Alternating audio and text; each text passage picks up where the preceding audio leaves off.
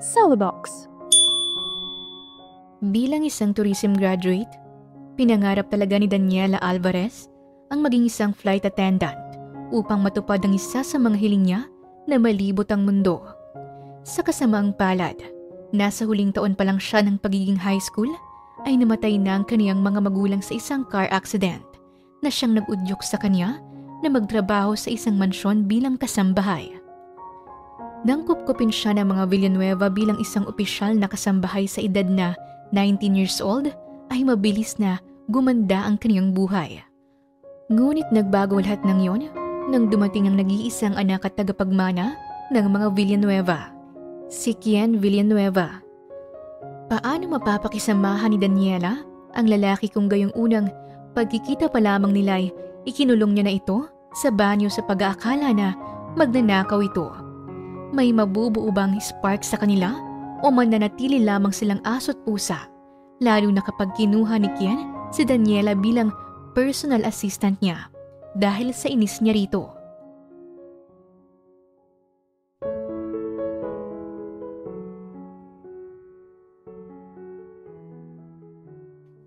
Hoy, Daniela! Babae ka talaga. Gumising ka na riyan at ipaghanda mo na ng almusal ang mga amo natin. Panggising ng mayrodomang si Aling Marla kay Daniela. 5 minutes pa, manang. Bubuhusan kita ng tubig dyan kapag hindi ka pa gumising na bata ka. Sige. Ito na. Babango na. Aba, galit ka pa. Ngumiwi si Daniela at bumangon. Gulo-gulo pa ang itsura niya na para bang sinagasaan siya ng 10-wheeler na truck. Meron pa siyang bakas ng laway sa gilid ng labi niya pero ngumiti pa rin siya ng malaki kay Aling Marla na halos lumabas na ang gilagid niya. Hindi, manang. Grabe naman po kayo. Joke lang naman po. Hehe. Palusot ni Daniela at nag-peace sign pa. Siniringan naman siya ni Aling Marla. Ayusin mo nga yung itsura mo, Diyos ko. 26 ka na pero grabe ka pa rin kung maglaway. Pinunasan ni Daniela ang gilid ng labi niya at pasimpleng inamoy. Umasim ang mukha niya. Agoy, mabaho nga. Aniya sa sarili. O siya, bumangon ka na riyan. Gusto raw niya na mamatser yung omelette na luto mo. Opo, manang. Ako nang bahala dun. Bumangon si Daniela at nagsimula ng mag-asikaso para sa isang umaga niya bilang kasambahay sa bahay ng mga Villanueva. Siya si Daniela Alvarez, 26 years old, na kasambahay ng mga Villanueva. 19 years old pa lamang si Daniela ay nagtatrabaho na siya sa bahay ng mga Villanueva. Yun ang naging daan niya para makapagtapos sa kursong tourism. Sa kasamaang palad, hindi niya rin magawang maging flight attendant dahil mas nag-focus siya sa pagtatrabaho bilang kasambahay.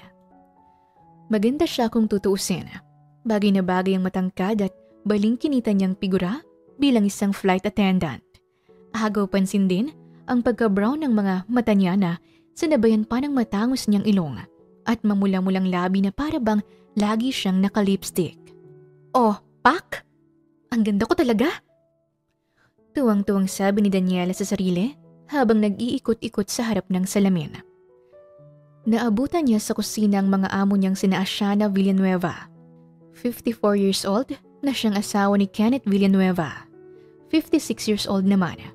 Pareho na itong retired entrepreneurs dahil naipasa na nila sa anak nilang si Kian Villanueva na kasalukuyang nasa Amerika ngayon at nagmamanage ng V-Fly Airline, ang kumpanya nila. Good morning mga boss kong hindi tumatanda. Bulalas ni Daniela pagpasok sa kusina kung saan naabutan niyang mag-asawa na parehong may hawak na dyaryo at tasa ng kape. Napahalakhak si Asiana. Sa kabila ng edad nito, napakaganda at elegante pa rin itong tingnan dahil sa maladon sulweta nitong muka. Ewan ko sa iyong bata ka. Lutuan muna kami ng omelette. Kanina pa nagwawala ang alaga ni Sir Kenneth mo. Ang tagal naman kasing gumising ng cook natin. Tayo pa talaga ang nauna. Pabirong pasaring ni Kenneth. At syempre, kung may Don Sulweta, hindi naman mawawala si Richard Gomez na look-alike ni Kenneth. Para tuloy kasama ni Daniela ang mga artistang hinahangaan niya. Ito na nga po magluluto na, Sus Maria Josep. Muling natawa ang mag-asawa at iiling-iling na lang na pinagmasdan si Danielang magluto. Kapwa may malambot na ngiti sa labi. Pagkatapos ng ilang minuto, tuluyan ang natapos ni Daniela ang specialty niyang omelette na siya namang gutom na kinain ng mag-asawa. Mahinang natawa si Daniela habang pinagmamasdan ng mag-asawa. Dahan-dahan po, hindi naman kayo mauubusan. Pangaasar niya at ngumisi ng nakakaloko. Kinurot siya ni Ashana sa bewang kaya't napadaing siya. Aray ko naman madam, bet na bet mo talagang bewang ko no? Oo na, sige na. Ang sexy mo naman kasing bata ka. Malapit ka nang mag-30 anyos pero dalagang-dalaga pa rin ang katawan mo. Matagal pa akong mag-30 madam, grabe ka naman. 26 pa lang po ako. Nakangusong bulalas ni Daniela. Kahit na ano, sexy ka pa rin. Sabi naman ni Ashana na may bahagyang lungkot sa boses. Lumaki ang ngisi ni Daniela nang mapansin niyang umangat ang tingin ni Kenneth sa asawa. Sexy din naman kayo, madam. Pambobola niya pa at bumaling sa lalaki. Hindi ba, bossing? Sexy naman si madam, hindi ba? Nakisabay sa ngisi si Kenneth, saka tumingin sa asawa na may pilyong ngiti sa labi. Sexy ka rin naman, mahal ko. Gustong gusto ko ang hinahawakan ng bewang mo. Lukulukong sabi ni Kenneth. Pasimpleng namulang pisngi ni Ashana sa papuri ng asawa. Napahalakhak si Daniela kaya muli siyang kinurot ni Ashana sa bewang. Uy, si madam, kinikilig. Pangaalas ka pa ni Daniela. Nagpigil ng ngiti si Ashana at muling kumain na para bang wala lang.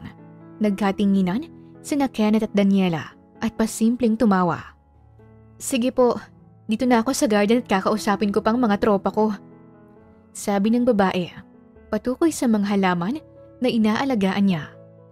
Tumango si Kenneth. O siya, sige, salamat sa almusal. Gawin mo na ang dapat mong gawin.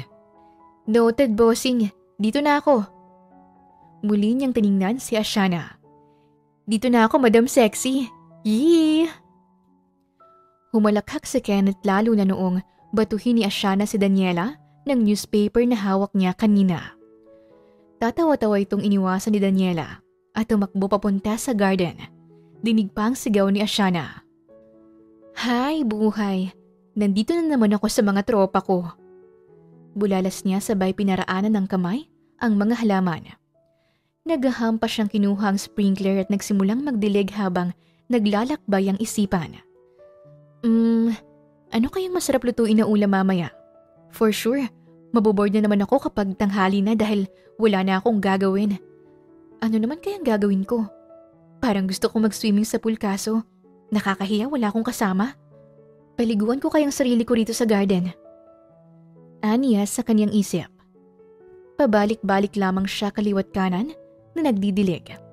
Sa sobrang lalim ng niisip niya at kalutangan, hindi niya na namalayan si Mang Ben, ang kalbong family driver ng mga Villanueva na naliligo na mula sa dilig niya. Diyos ko po!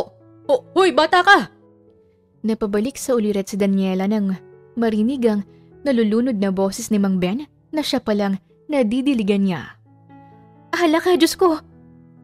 Mabilis na ibinaba ni Daniela ang hawak niyang sprinkler at dinaluhan si Mang Ben na nakatitig sa kanya ng masama habang nagmukhang basang sisiw. Tuyo na nga lang ang ulo nito dahil wala naman itong buhok. Ano hong ginagawa niyo dyan, Mang Ben? Hindi naman ho kayo halaman. Pigil tawang sabi ni Daniela. Galit na iwinasiwas ni Mang Ben ang kalbo niyang ulo at sa isang iglap lang ay tuyo na ito. Namangha si Daniela at napawaw pa. Wow! Ang galing naman, Mang Ben! Tuyo na agad ang ulo niyo! Kumikintab pa! Mas lalong nanggalaiti si Mang Ben at tinangkang habulin si Daniela. Ikaw talagang bata ka! Halika nga rito! Tulong! Si Mang Ben hinahabol ako! Sigaw ni Daniela habang nakikipaghabulan sa matanda. Narinig ng ilang kasambahay ang sigaw ni Daniela kaya mabilis silang tumungo sa labas. Kaagad na nakita ni Daniela si Aling Marla na naguguluhan sa kanya. Maghunos dili ka! Ano bang nangyayari sa'yo? Natatarantang tanong ni Aling Marla. Si Mang Ben po kasi hinahabol ako. Utal-utal na pagsusumbong ni Daniela dahil sa hingal. Nanlilisik ang mga mata ni Aling Marla na bumaling kay Mang Ben. Ano namang naisipan mo't nakipaghabulan ka sa bata? Tingnan mo naman ang ginawa sa akin. Basang-basa ako dahil imbis na halaman ng diligan niya, ako pa talaga. Bakit naman ho kasi kayo nandun? Pakikipagtalo pa ni Daniela habang nagtatago sa likod ni Aling Marla kahit na di hamak naman siyang mas matangkad dito. Abang bata ka, sumasagot-sagot ka pa talaga. Asik ni Mang Ben. Napangiwi na lang si Daniela at bumaling sa mga kapwa kasambahay niya na natatawang nakatingin kay Mang Ben. Looking fresh tayo this morning, Mang Ben na. Si Mary, ang isa sa mga close na kasambahay ni Daniela dahil kaidaran niya lamang ito. Mahilig din silang magkulitan sa bahay at ang main target nila palagi si Mang Ben dahil mainitin ang ulo nito. Inaasar nila palagi na kulang ito sa dilig dahil wala itong asawa. Tigilan mo ako, Mary! Isa ka pa! Galit na baling ni Mang Ben kay Mary. Hala, anong ginagawa ko sa inyo, Mang Ben? Ikaw kasi alam mo namang sabaw na sabaw to palagi si Daniela sa umaga. Kunwaring depensa ni Mary kahit na gusto niya nang bumunghalit ng tawa. Tama na nga yan. Suway ni Aling Marla. Sige na, Ben. Ako nang bahala kay Daniela. Pagpasensyan mo na ang bata. Sumingha lamang si Mang Ben at naglakad palayo na para bang batang nagtatantrums. Nagtawa na naman sina Daniela at Mary pagkatapos na mabilis namang sinuway ni Aling Marla. At talagang tumatawa pa kayo ha? Bad trip na nga yung tao. Hindi ko naman ho sinasadya, Aling Marla. Aba malay ko hubang nandoon si Mang Ben. Nakangusong rason ni Daniela. Hay nako, hindi ako buntis pero para akong makukunan sa stress sa inyo. Maiwan ko na kayo. Diyos ko, mahabaging langit. Pinanood ni na Daniela at Mary si Aling Marla na maglitanya ng kung ano-ano habang papasok sa loob at saka tumawa ng malakas. Sa kabilang banda, nasasabik si Kian Villanueva. 28 years old na siyang CEO ng V-Fly Airlines sa Amerika, pati na rin sa Pilipinas, para sa surprise na gagawin niya sa girlfriend niyang si Dasha Smith. 5 taon na rin sila kaya naman naisipan niyang bigyan ito ng ingranding sorpresa. Kilala si Kian sa gwapong itsura nito na para bang modelo. Matangkad na kung susumahin ay lagpas 6 feet ang taas. Tsokolate ang mga mata, napakatangos na ilong at manipis na pinkish na labi. Siya ang naging tagapagmana ng kaniyang mga magulang sa airline company nila pagkatapos niyang magtapos sa kursong Business Administration. Hindi niya naman inaasahang siyang masusurpresa nang maabutan niya ito sa hotel room na may katalik na ibang lalaki. Wait, Kian. Let me explain. Please, I didn't mean to hurt you. Paghahabol ni Dasha kay Kian habang sinusuot ang damit niya. Madilim ang mukha ni Kian na padabog na lumabas ng hotel room. Itinapon pa sa basurahan ang bouquet na hawak nito para sa anniversary sana nila. Save it, Dasha. I don't want to hear your freaking explanation. Matigas na sabi ni Kian at sumakay ng elevator. Marahas niyang pinindot ang elevator button kaya nagsara agad ito. Hindi na siya naabutan ni Dasha at pinanood na lamang si Kian sa loob ng elevator. Wala nang bakas ng pagmamahal dito. Dali-daling tumawag si Kian sa nanay niyang si Ashana na babalik na siya sa Pilipinas. Ikwento niya rito ang ginawa ng ex-girlfriend niya, pati na rin ang plano niyang mag-settle sa Pinas para tuluyang makapag-moved on. Dahil dito, mabilis na kumalat ang balita tungkol sa pagbabalik ng binatang Villanueva na pinangunahan ni Kia, ang 26 years old na cook ng Villanueva Mansion. OMG! I'm super excited! Tili ni Kia habang tatalon-talon na pumunta kina Mary at Aling Marla. Otomatikong nagsalubong ang kilay ng matandang babae. Ano na naman yan, Kia? Aba, parang sinisilihan ang putan mong bata ka. Ito naman si Aling Marla, super KJ to the max naman. Bulalas ni Kia at kinindatan pa si Mary. Napailing na lamang ang kaibigan sa kanya dahil sa kakulitan niyang taglay. Madalas mainis sa kanya si Aling Marla dahil bukod sa Inglesera ito, mahilig din itong magsalita ng islang na hindi naman maintindihan ng matanda. Ano ba kasi yun, Kia? Alam mo namang hindi naintindihan ni Aling Marla ang mga salita mo. Suway ni Mary. Okay, fine. Ikikwento ko na. Ani mo'y napipilitan pang sagot ni Kia.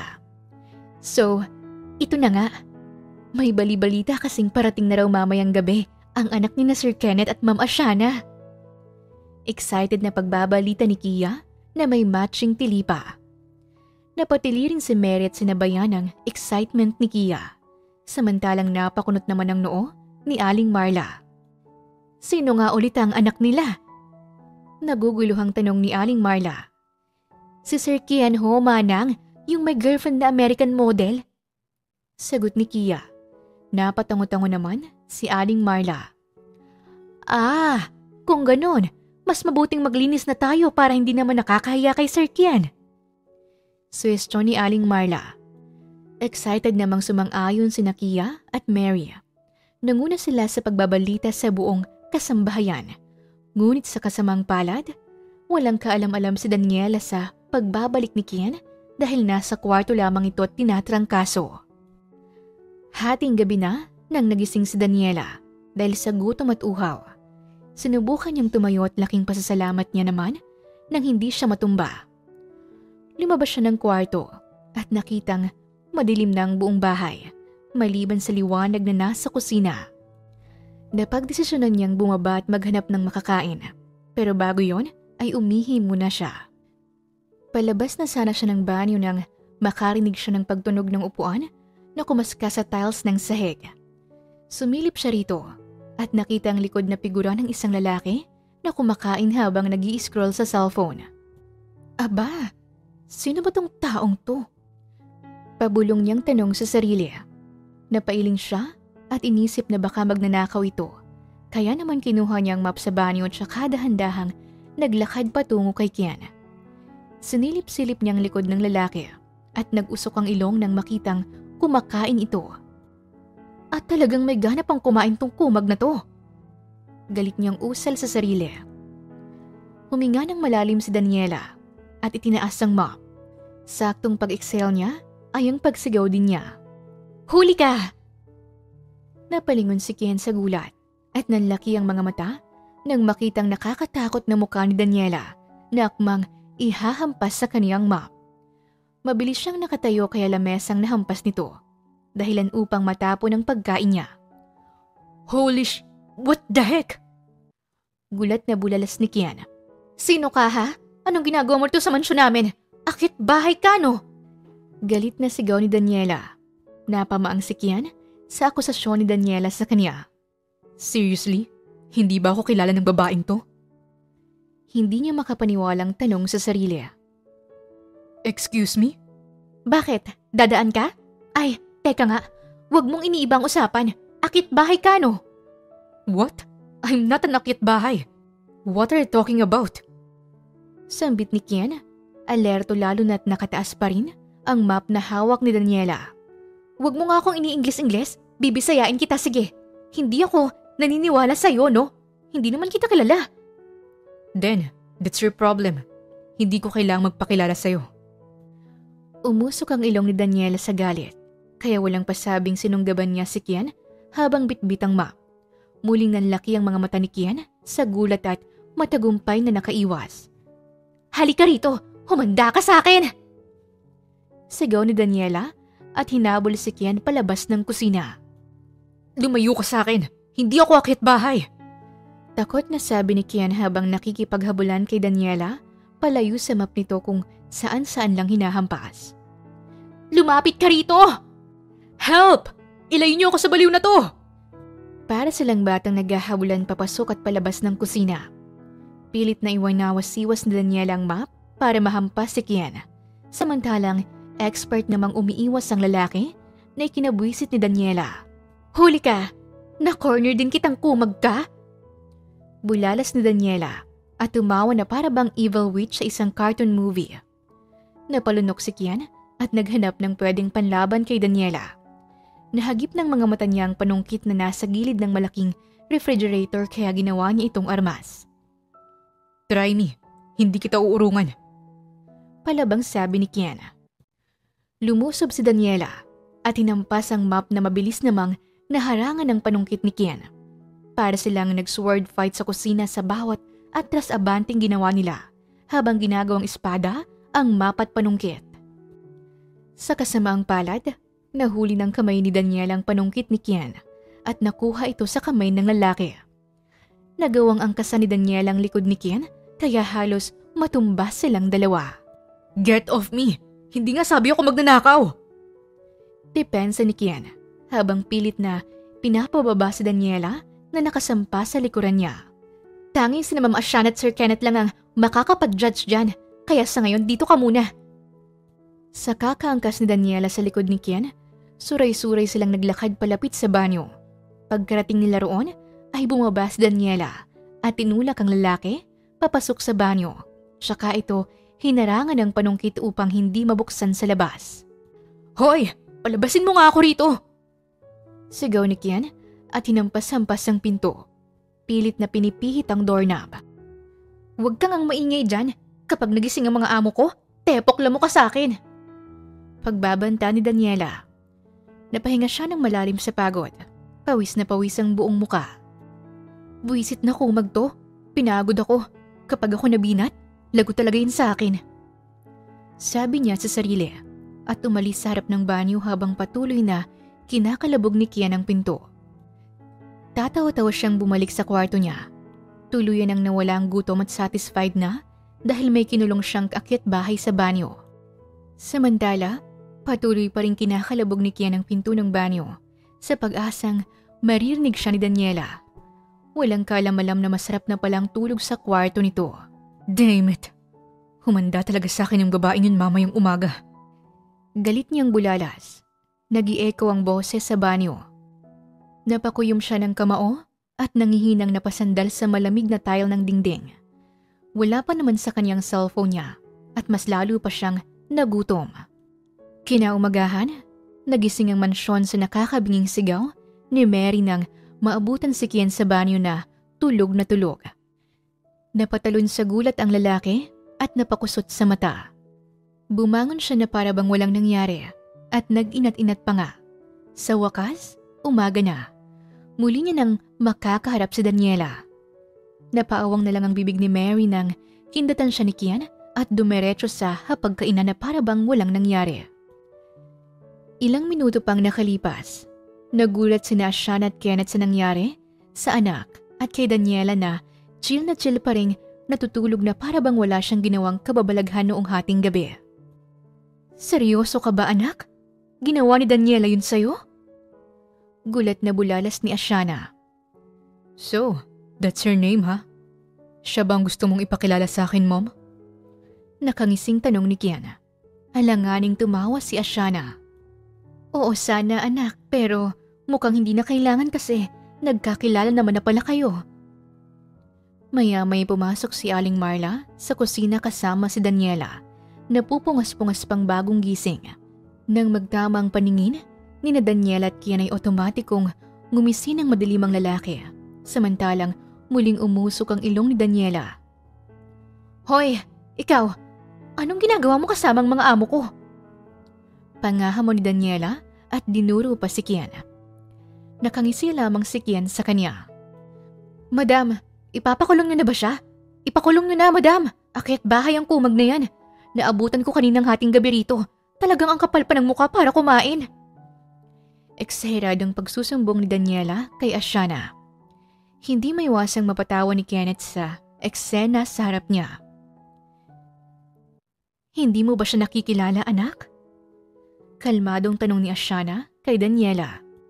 Napaside-eye naman si Kian sa paraan ng pagtawag ng nanay niya sa babae. Kailangan bang kilalanin ko yung mga akyat bahay niyo, madam? Pilosopong tanong ni Daniela. Well then, let me introduce myself to you, woman.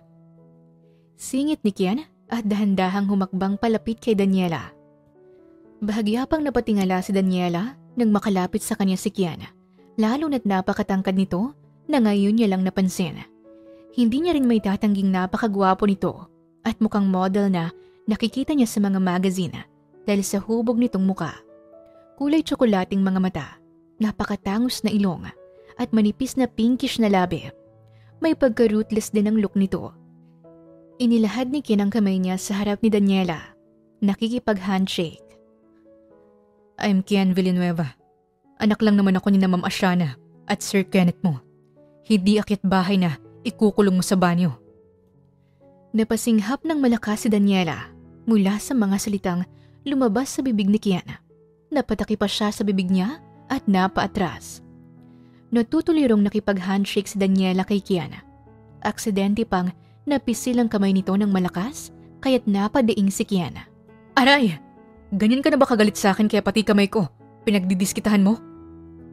Asik ni Kian habang hinihimas ang kamay na pinisil ni Daniela. Hala, pasensya na po, sir. Hindi ko po sinasadya. Naiiyak na paghingi ng tawad kay Kian. Hindi mo sinasadyang ikulong ako sa banyo? O hindi mo sinasadyang pisilin ang kamay ko? Taas kilay na pangaasar ni Kian. Ngumuwi si Daniela at alanganing tumawa. Bot po? Daniela, totoo ba? Kinulong mo si Sir Kian mo sa banyo? Singit ni Ashana. Napakamot sa ulo si Daniela. Kasi naman madam, akala ko po kasi akit bahay eh. Gusto ko lang namang protektahan yung mansyon. Mahinang napahalakhak si Kenneth. Iha, wala namang masama kung gusto mong magpaka-Batman para gumising ng hating gabi at magkulong ng tao sa banyo.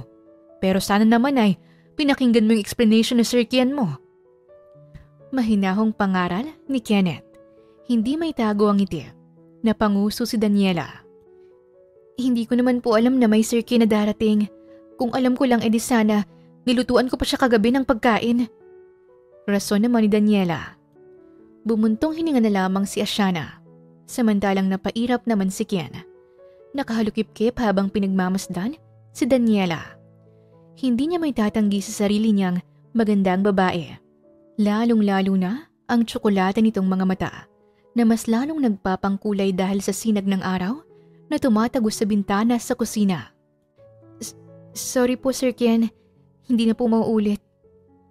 Paghingi ng tawad ni Daniela, maliit ang boses at nahihiya pang yumuko. Napangisi si Kian sa sarili niya at buo na ang plano kung paano makakaganti sa babae. He's Kian Villanueva. Hindi lang siya basta-basta magpapalampas sa kasalanan ng mga taong nasa paligid niya. Lalong-lalo na sa babaeng first time siyang ginawa ng kababalaghan. Nang matapos ang umagang yon ay parang gusto na lamang magpalamon ni Daniela sa lupa sa hiya. Iwas na iwas siya sa mga mata ng lalaki, lalo na kapag nagkakatinginan kaagad sila. Hindi niya matagalan ang tingin nito na may halong pagbabanta. Napag-alaman niya rin mula kay Aling Marla na CEO pala ito sa kumpanya ng mga Villanueva, kaya mas lalo siyang natakot. Diyos ko, paano kung tanggalin ako ni Sir Kian? Paano na yan? Hindi ako mabubuhay. Diyos ko po, Lord. Tulungan niyo naman po ang babae na to. Eksaheradang pagkausap ni Daniela sa sarili. Nakasabunot si Daniela sa buhok niya habang pabalik-balik na naglalakad sa kwarto niya.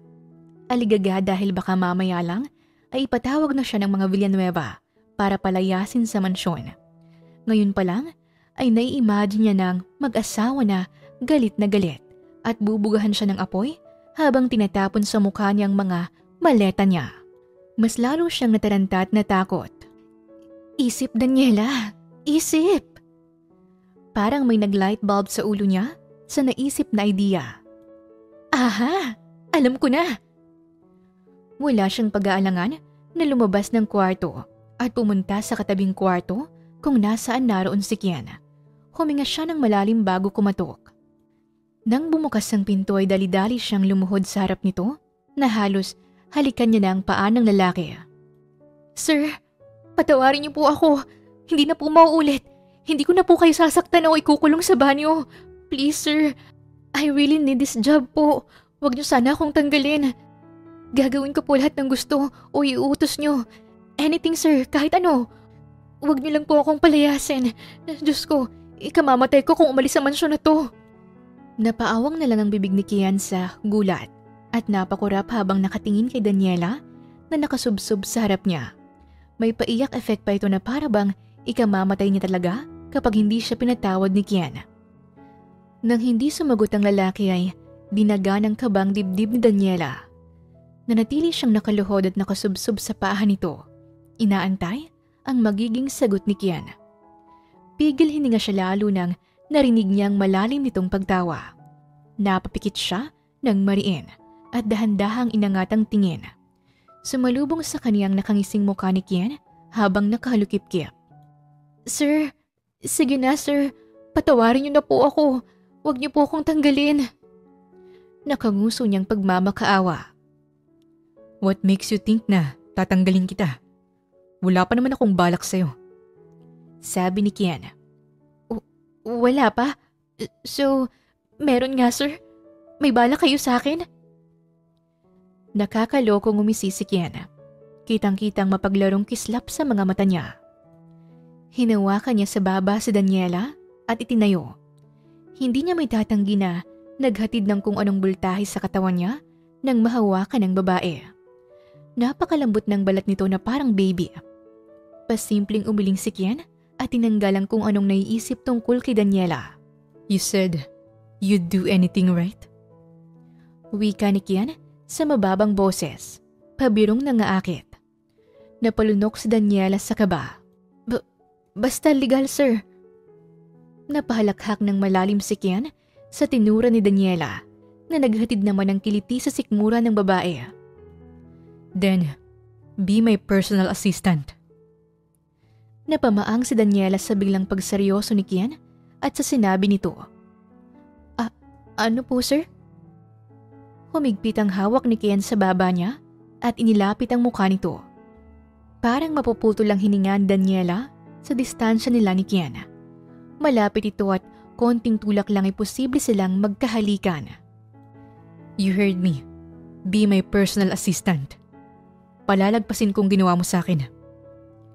Ulit ni Kian sa mas malalim at mas mababang boses. Hindi kaagad nakasagot si Daniela.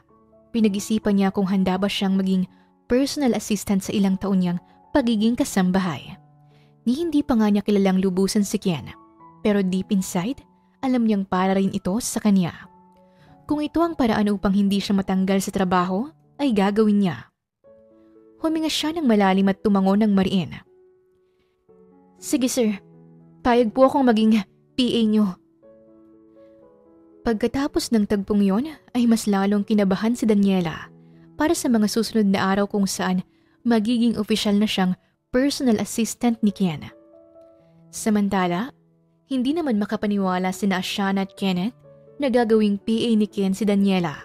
After all, ilang taon din itong naging loyal helper sa kanila at alam naman nilang palaganti si Kian. Sigurado ka na ba dyan, anak? Concerned na tanong ni Ashana habang nasa pagkainan. Wala ka namang binabalak na masama kay Daniela, hindi ba? Segunda naman ni Kenneth. May pagdududa sa tono nito. Mahinang humalakhak si Kian. Wala ba kayong tiwala sa akin? I'll take care of her. Oras na rin naman na para bigyan natin siya ng bagong environment. Promotion na rin ganun. Nagkatinginan sina Ashana at Kenneth at kapwa umiling. Napairap naman si Kian. Oh, come on. Napaka-protective niyo naman sa kanya. I won't hurt her, okay? Gagawin ko lang siyang personal assistant. At isa pa, pumayag naman na siya. Walang sapilitang naganap, anak? Bukal sa puso niyang pagpayag niya? Nanliliit ang mga mata ni Kenneth na nakatingin sa anak. Siguradong tumango si Kian. Itinatago ang isi dahil hindi alam ng mga magulang niya ang ginawang pagmamakaawa ni Daniela. Yes, Dad. I can assure you. Ako nang bahala sa kanya. Siguradong sagot ni Kian. Sa huli, nakumbinsi rin ni Kian ang mga magulang niya na kunin si Daniela bilang personal assistant. Nagpaalam na si Daniela bilang kasambahay at opisyal ng naging PA ni Kian. Naiinggit sa kanyang ilang mga kapwa kasambahay niyang babae ngunit siya naman ay humihiling na sana'y bangungot lamang ito. It's your first day as my personal assistant. How do you feel? Casual na tanong ni Ken kay Daniela habang hirap itong bitbitin ang mga gamit niya sa opisina. On the way na sila ngayon sa isang airline company ng mga Villanueva na siya namang bagong pamumunuan ni Ken. Ayos lang po, sir. Natutuwa ako sa new environment. Nahihirapang tugon ni Daniela dahil sa mabibigat na gamit na pinabitbit ni Ken sa kanya. Ngumisi si Ken at mas binilisan ang paglalakad patungo sa opisina niya, kaya naman walang nagawa si Daniela kundi sumunod dito ng mabilis. Paki-arrange lahat ng papeles sa mesa ko. Gusto ko, alphabetical order. Napatanga si Daniela sa unang utos ni Ken sa kanya. Alphabetical po, sir? May angal ka? Peking tumawa si Daniela at agad na umiling. Ay, hindi po, sir. Basic na basic lang yun sa akin. Umirap lamang si Ken kahit sa loob niya ay natatawa na siya habang pinagmamasdan si Daniela na i-arrange ang mga papeles ng alphabetical order. Meron lamang siyang isang meeting ngayon at pagkatapos nun ay pwede na siyang umuwi. Kung tutuusin ay hindi nga siya magtatagal ng 3 oras pero gusto niya lang talagang pahirapan si Daniela. Kaya mo bang tapusin yan within 30 minutes? Nilalamig ako. Gusto ko ng kape. Sambit ni Ken. 30 minutes po? Sige po, kaya naman po. Napapalunok na sabi ni Daniela. Parang gusto niya na agad umuwi dahil sa mga pinagagawa sa kanya ni Ken. First day pero mukhang hindi siya tatagal ng 1 linggo. Sir, ito na po yung kape niyo. Dahan-dahang naglakad si Daniela patungo sa desk ni Ken kung saan may nakalatag na blueprint doon tungkol sa bagong eroplano na papasok sa kumpanya nila. Pakilapag na lang dito. Careful, baka matapunan ng blueprint. Paalala ni Ken habang nagpipirma ng kontrata. Sa hindi inaasahan, pagkalapag ni Daniela ng kape ay bahagyang tumalsik ito sa kamay niya kaya naman napapiksi siya. Dahilan kung bakit ang iniingat-ingatang blueprint ay natapunan ng kape. Malakas na suminghap si Daniela kasabay ng pagtayo ni Ken at malutong na pagmura ng nasira ang blueprint. What in the world are you doing, Daniela? Bakit mo tinapon yung kape? Napatalon si Daniela sa hindi inaasahang sigaw sa kanya ni Ken. Sir, sorry po. Hindi ko po sinasadya. I don't care kung sinadya mo o hindi. Nasira na ang blueprint. Ano bang klaseng galawang meron ka? Galit na bulalas ni Ken. Napahikbi si Daniela. Napatakip siya sa bibig niya.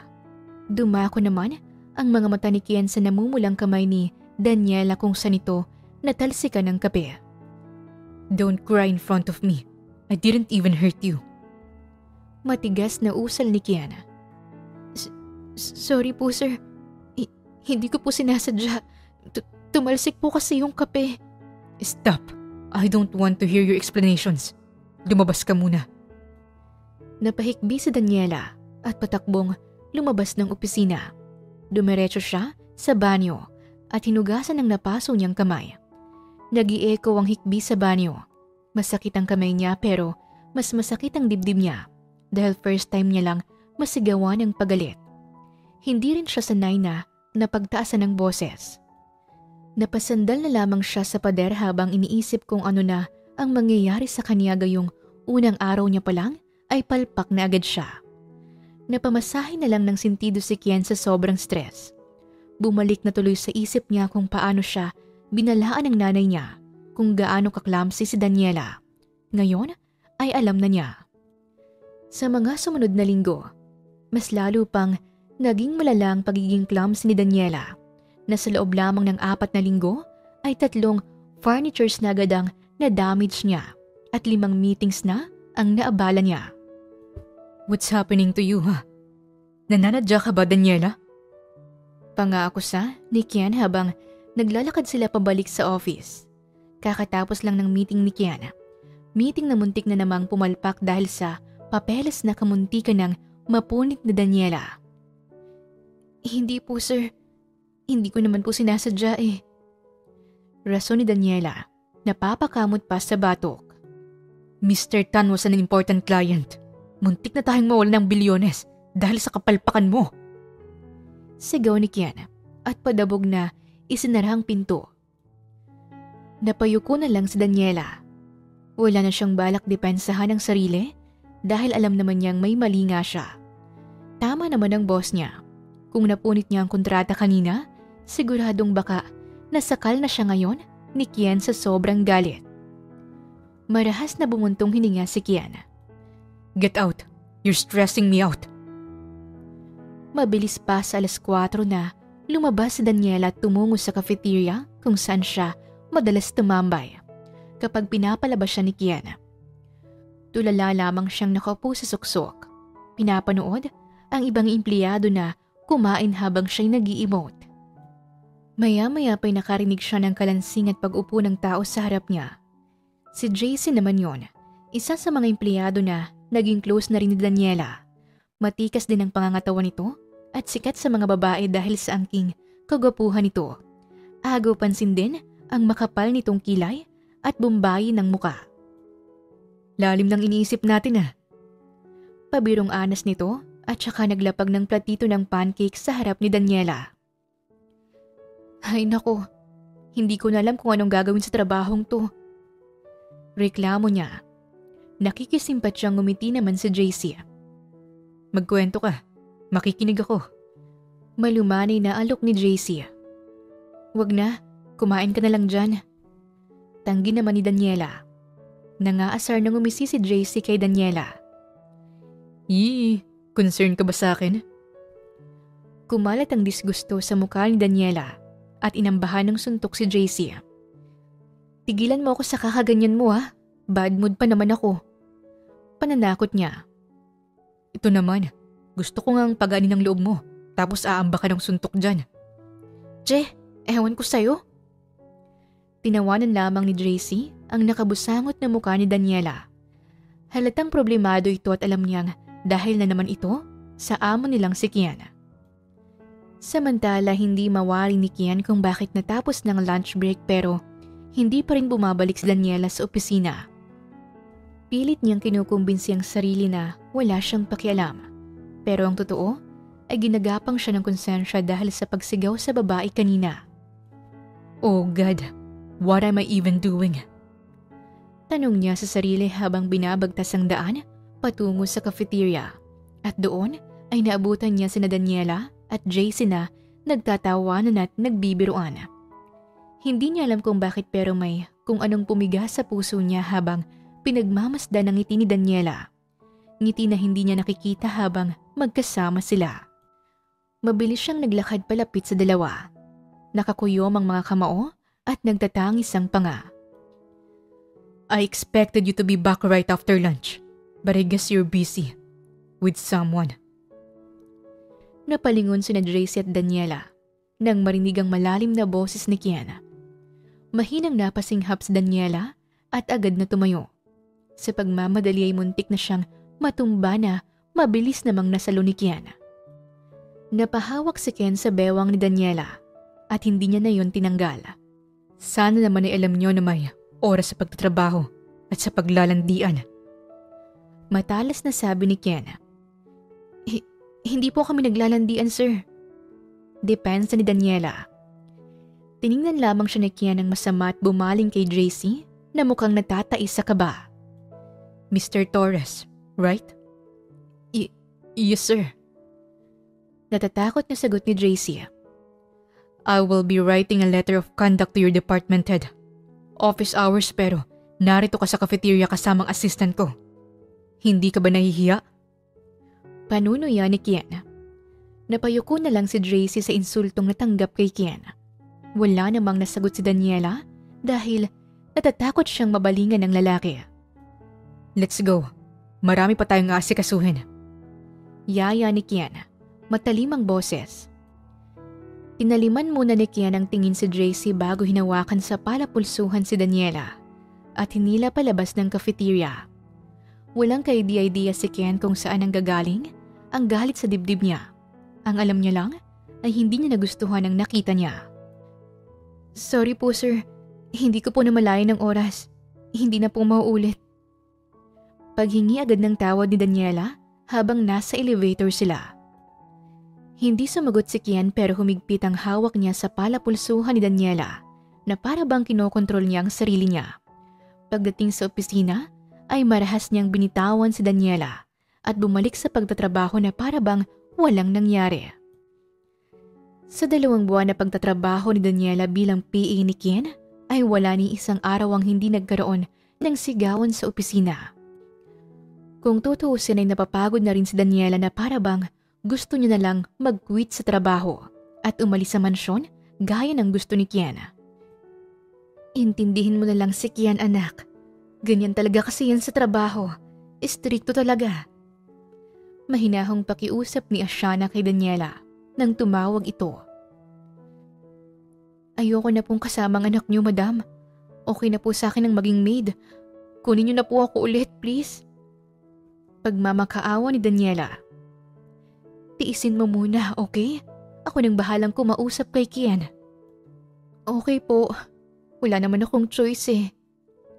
Hopeless na sambit ni Daniela at napabuntong hininga ng malalim. Nag-usap pa sila saglit bago binaba ni Daniela ang tawag at muling bumalik sa opisina. Walang kaalam-alam na naririnig pala sila ni Kian sa labas. Whatever, hindi ako makukonsensya ni Mama. Wika ni Kian sa isip. Pagod na pagod si Daniela nang umuwi sila ni Kian. Dumiretso agad siya sa kwarto niya at sumalampak sa higaan. Stress na siya sa trabaho niya kasama si Kian dahil sa kasamaan ng ugali nito sa bawat araw na lumilipas. Kaya naman noong lumalim na ang gabi, ay napagdesisyonan niyang mag-unwind. Kumuha siya ng 2 maliit na bote ng red wine at isang wine glass bago bumalik sa kwarto. Ewan ko sa iyong Ken Kumag ka. Bahala ka sa buhay mo.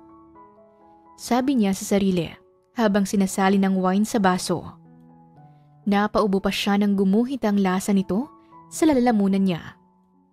Putik, ang pait. Bakit ganito? Akala ko ba matamis ang red wine? Pambihira, expired na siguro to. Ay, teka, nag-expire ba ang red wine? Parang baliw niyang pagkausap sa sarili. Partida, unang shot niya pa lang yon, ay daig niya pang may tama. Hindi niya kinayang pait ng alak. Kaya naman pasikreto pa siyang kumuha ng isang pitsil ng tubig bilang chaser. Kada lagok niya sa wine ay sinusundan niya ito ng tubig hanggang sa nasanay na lang ang lalamunan niya. Buwisit na lalaking yon. Akala mo kung sino para utus-utusan ako? Lasing niyang bulala sa sarili. Kung magalit akala mo dragon, kulang na lang bumuga ng apoy.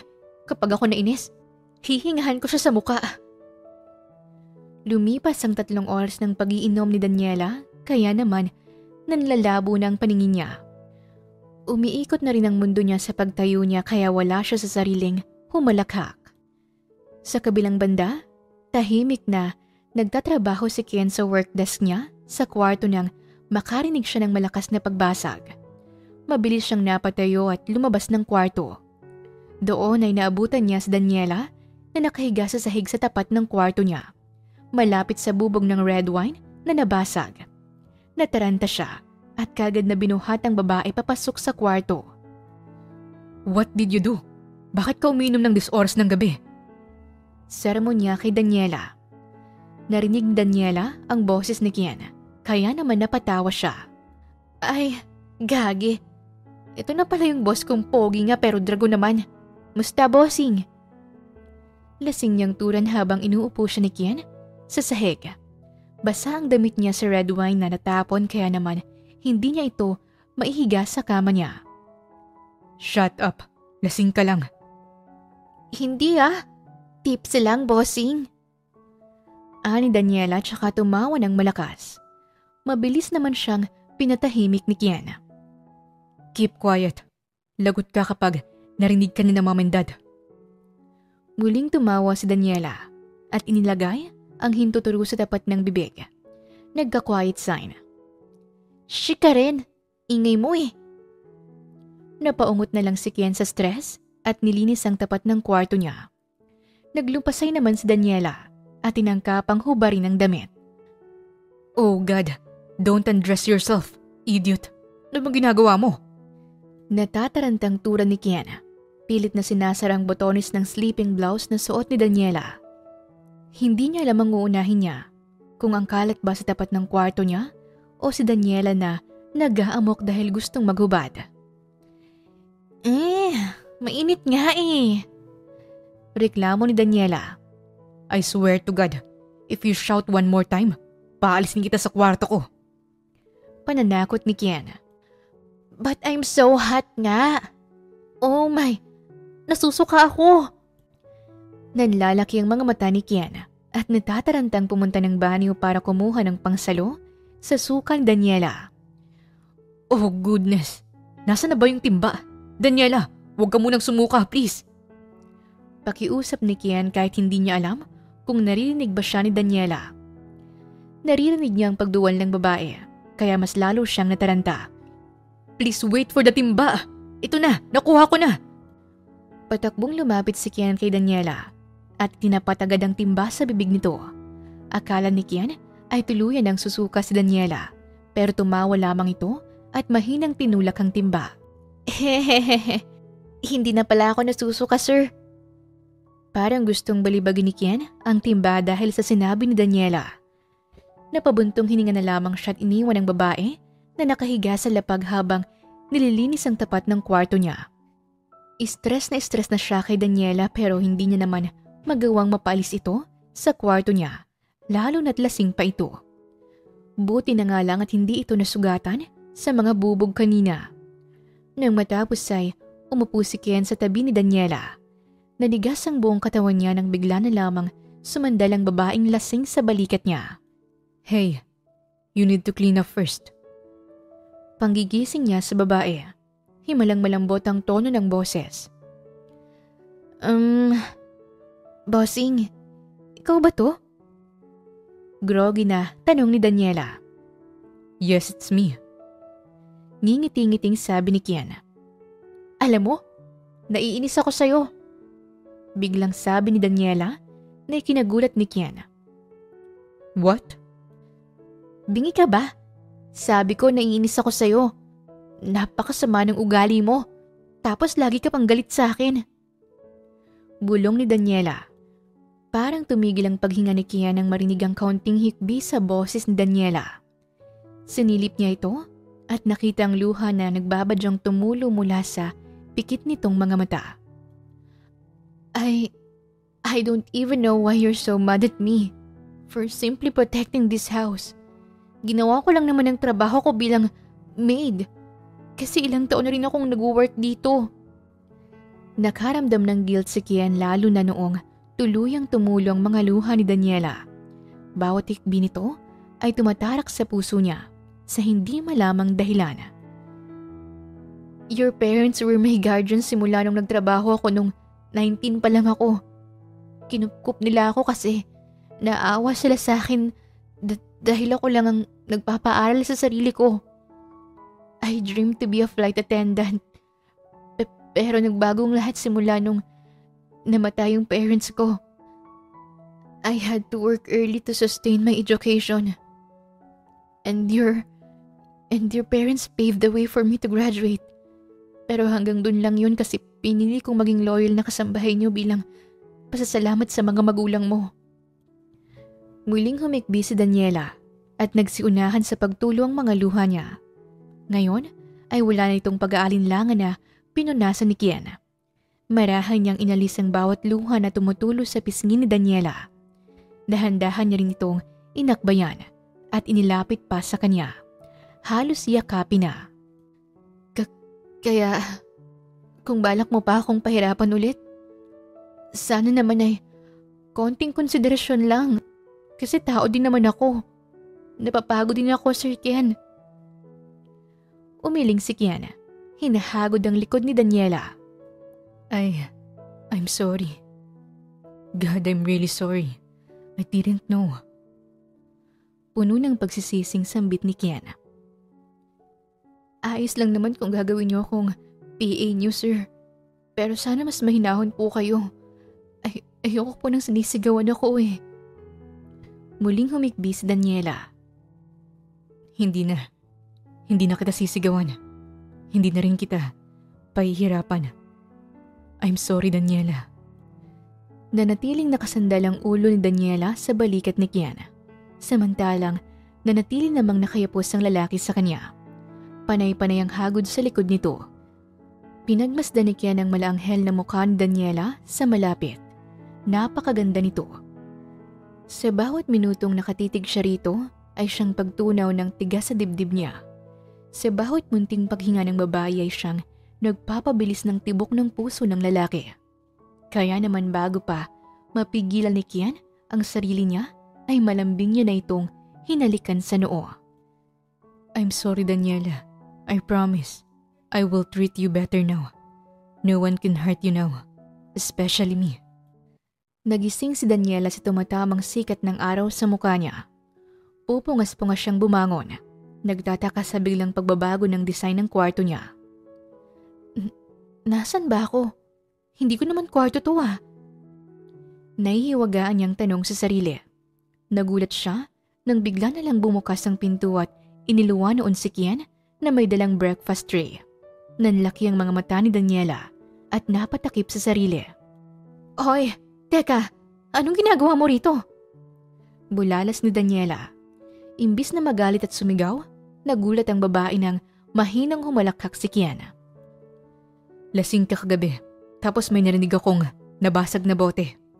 When I opened my door, naabutan na lang kitang nakahiga. Akala ko, nahigaan mo na yung bubog. Pagkikwento ni Kian at umupo sa dulo ng kama habang bit-bit ang tray. Nanlaki ang mga mata ni Daniela. Ibig sabihin dito ako natulog kagabi? Sa kwarto mo? Napatakip lalo si Daniela sa katawan niya. Pilit na umuusog palayo kay Kian. Napangisi naman ang lalaki. You don't have to worry about last night.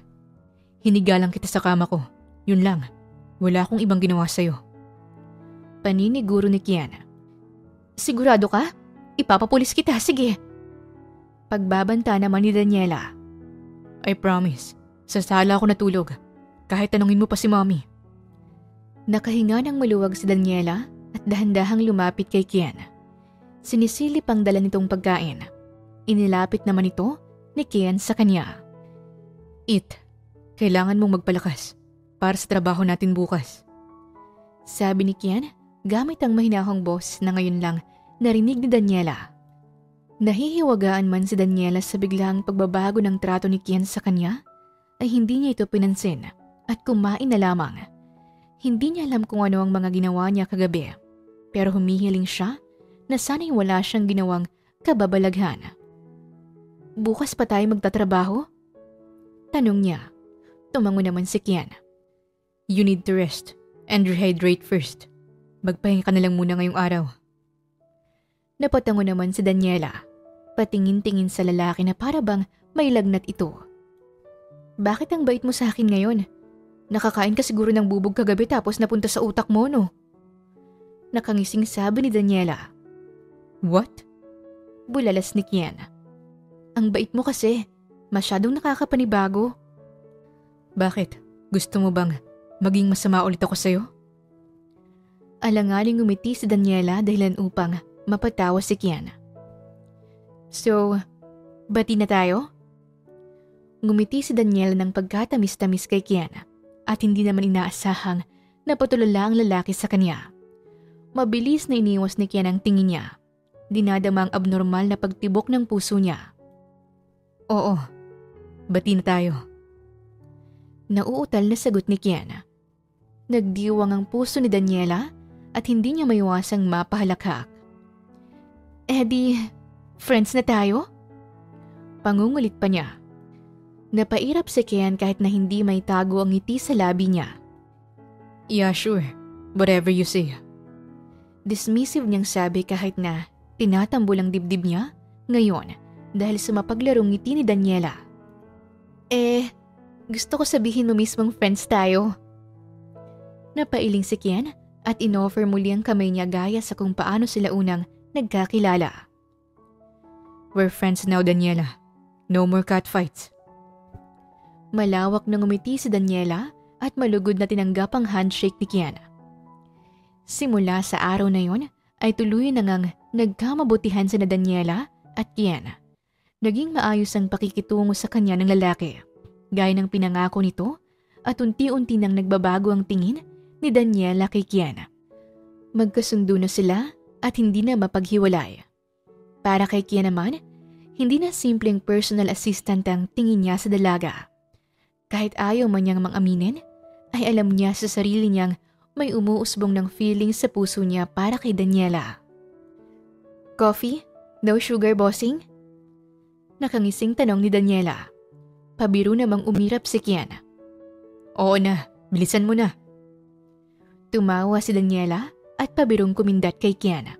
Bagay na normal na sa kanya ngunit iba para sa binata ngayon. Sinapo niyang dibdib niya nang maramdaman ng malakas na kabugnon. What is happening to me? Bakit ganito na lang ako mag-react sa kanya? Naguguluhang tanong ni Ken sa sarili. No, this can't be. Hindi pwede. Ayoko. Imposible. Pero, paano kung...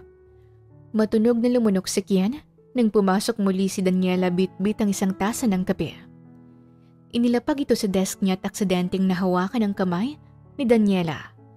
Mahinang napasinghap si Kian sa naramdamang kuryente na dumaloy sa buong katawan niya. Bossing, okay lang kayo? Concerned namang tanong ni Daniela. Natutulirong tumango si Kian. Iwas ang tingin sa dalaga. Yeah, can you leave me alone for a while? I can focus properly. Nauutal na pakiusap ni Kian. Iwas ang tingin kay Daniela.